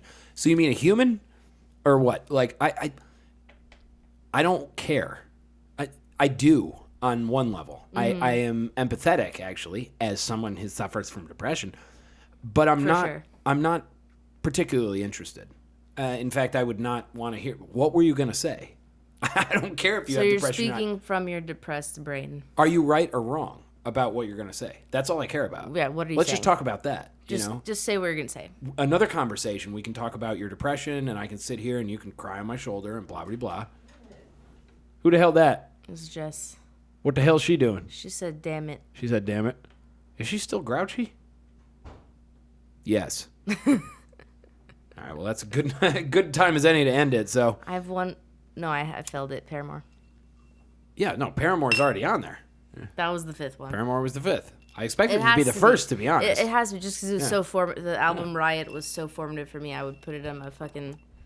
I expected to be number 1. I thought that was the first one. Steppenwolf was number 1 in rock. Yeah, just because lately. Lately, in terms of, yeah. Let's see. Other women. Well, Stevie Nicks. Obvious choice. Stevie Nicks is great. Fleetwood Mac's pretty good. I love Fleetwood Mac. Their production. Yeah, their production. Because it reminds me of the Lumineers a lot.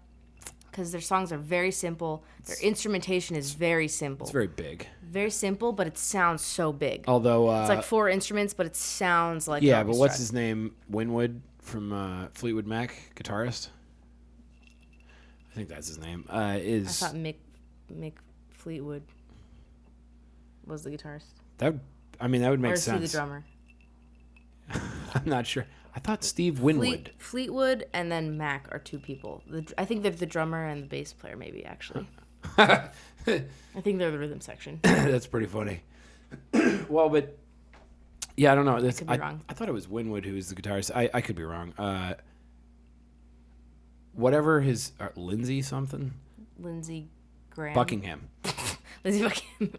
Lindsey Buckingham. Yes. The first thing that came to my head, I'm like, Lindsey Graham is a senator, but he could have also been the name of a guitarist. Like, same person? I don't know. Their production is very epic. It's super awesome. Chain Man, like when that bass comes in. But also, that's what I'm saying, is Buckingham is an amazing guitarist. Whereas the Lumineers, I'm not impressed by any of them.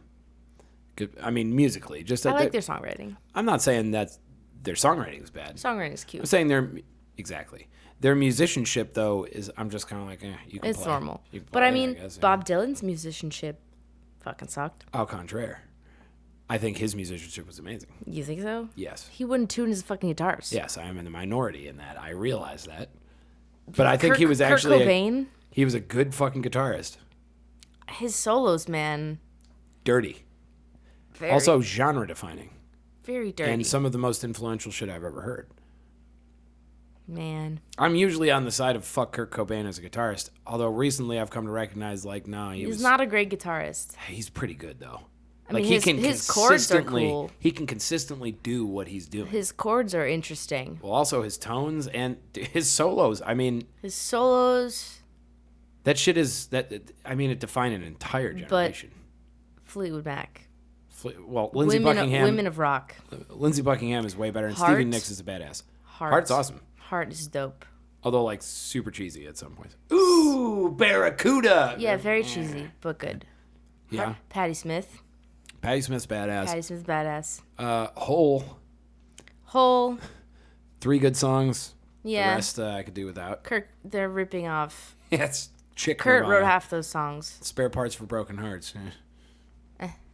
That just is what it is. It's the same thing. There's nothing else going on. Girl bands, man. I mean, hey. It's a weird time to be a woman. Good for chicks. In the music industry. I'd rather be a chick right now. Because everyone's like, yay, women. Yep. I'd rather be a chick. The standards are so low because it's like, do you have a vagina? Yes. Yeah. Well, and that's the thing is when you start basing it on identity, the talent and the songwriting doesn't matter. Right. So you're going to set yourself back. Like, I understand the motivation. 100%. Because historically, as you've said, it's been male dominated. Yeah, but if you change the standards, and the only way that women finally got ahead in music was by changing the standards, which, by the way, isn't the case. Again, as we just named, a bunch of classic rock bands when Things for Women Joan were... Jett. Yeah, Things for Women were way worse back then. Fucking Dolly Parton, by the way. Janis Joplin. Yeah. Now, though, it's especially in LA. Hayley Williams. There's the thing about, you're a woman, so right, so you're cool. We should listen. Yeah. No, so actually. it's cool to like you because that makes me progressive. No, I think women, black people, Mexican people, Jews, whites. It makes me cool. Anybody can suck. Yeah. And everybody does. Like the majority of people just do. That's it. For sure. If I hear a chick, I suck. You do not suck. You do not suck. That's certainly not true. If a majority of people, like a majority of people from any circumstance suck, whenever I hear anybody who doesn't suck, I'm just like, fuck yeah, I don't care. I don't care who you are. I don't give a shit. I don't care where you came from. Why would I? This is rad. And again, it goes back to good art transcends all of that stuff. And it's like what we started the conversation on, which is, I'm talking about women all the time. It's like, yeah, but you're a woman, so why wouldn't you be? It shapes your experience. I'm a dude. Right. So of course that's what I'm talking about. That's how I see the world. Mm-hmm. That's who I am. But we can relate in the sense that neither of us chose to get dealt the cards we were dealt. Right. We're just playing them in the best way we can. And we can relate on the fact that if life is misery but life is worth living, then how do we forge the path? Like that's the whole key to me. And that's what really brings people together. And that's why I fucking love rock and roll. And that's why I hate that it's being destroyed by all these people who want to play fucking identity politics and all this shit. It's like, get the fuck out of here. This was my last... This wasn't even the thing that cool kids were doing by the time that I was born. Right. This was what losers were doing. Yeah. And now you people are corrupting this shit? Are you fucking kidding me? Oh, man. But it's coming back. I hope. It is. I think there's no way for it to not come back after this fucking year. Which I think is a good thing. Yeah. Oh, I think it's a great thing. If it does, it's what I do. So I damn well think it's a great thing. All right, let's sign off of this fucking thing. To rock and roll. All praise. All right. Jasmin Toubi, ladies and gentlemen. Tubby, sorry. No. Well, if you say it to Siri, though. I know. It won't understand Toubi. You type it in and she tries to say it. O-U. It's not an English name. Listen to Shedonist and all that crap. He produced it. I did. All right, cool. It's pretty good. That's fucking good. That's a good. How long was that? 3.5 hours. Nice. It didn't feel like it.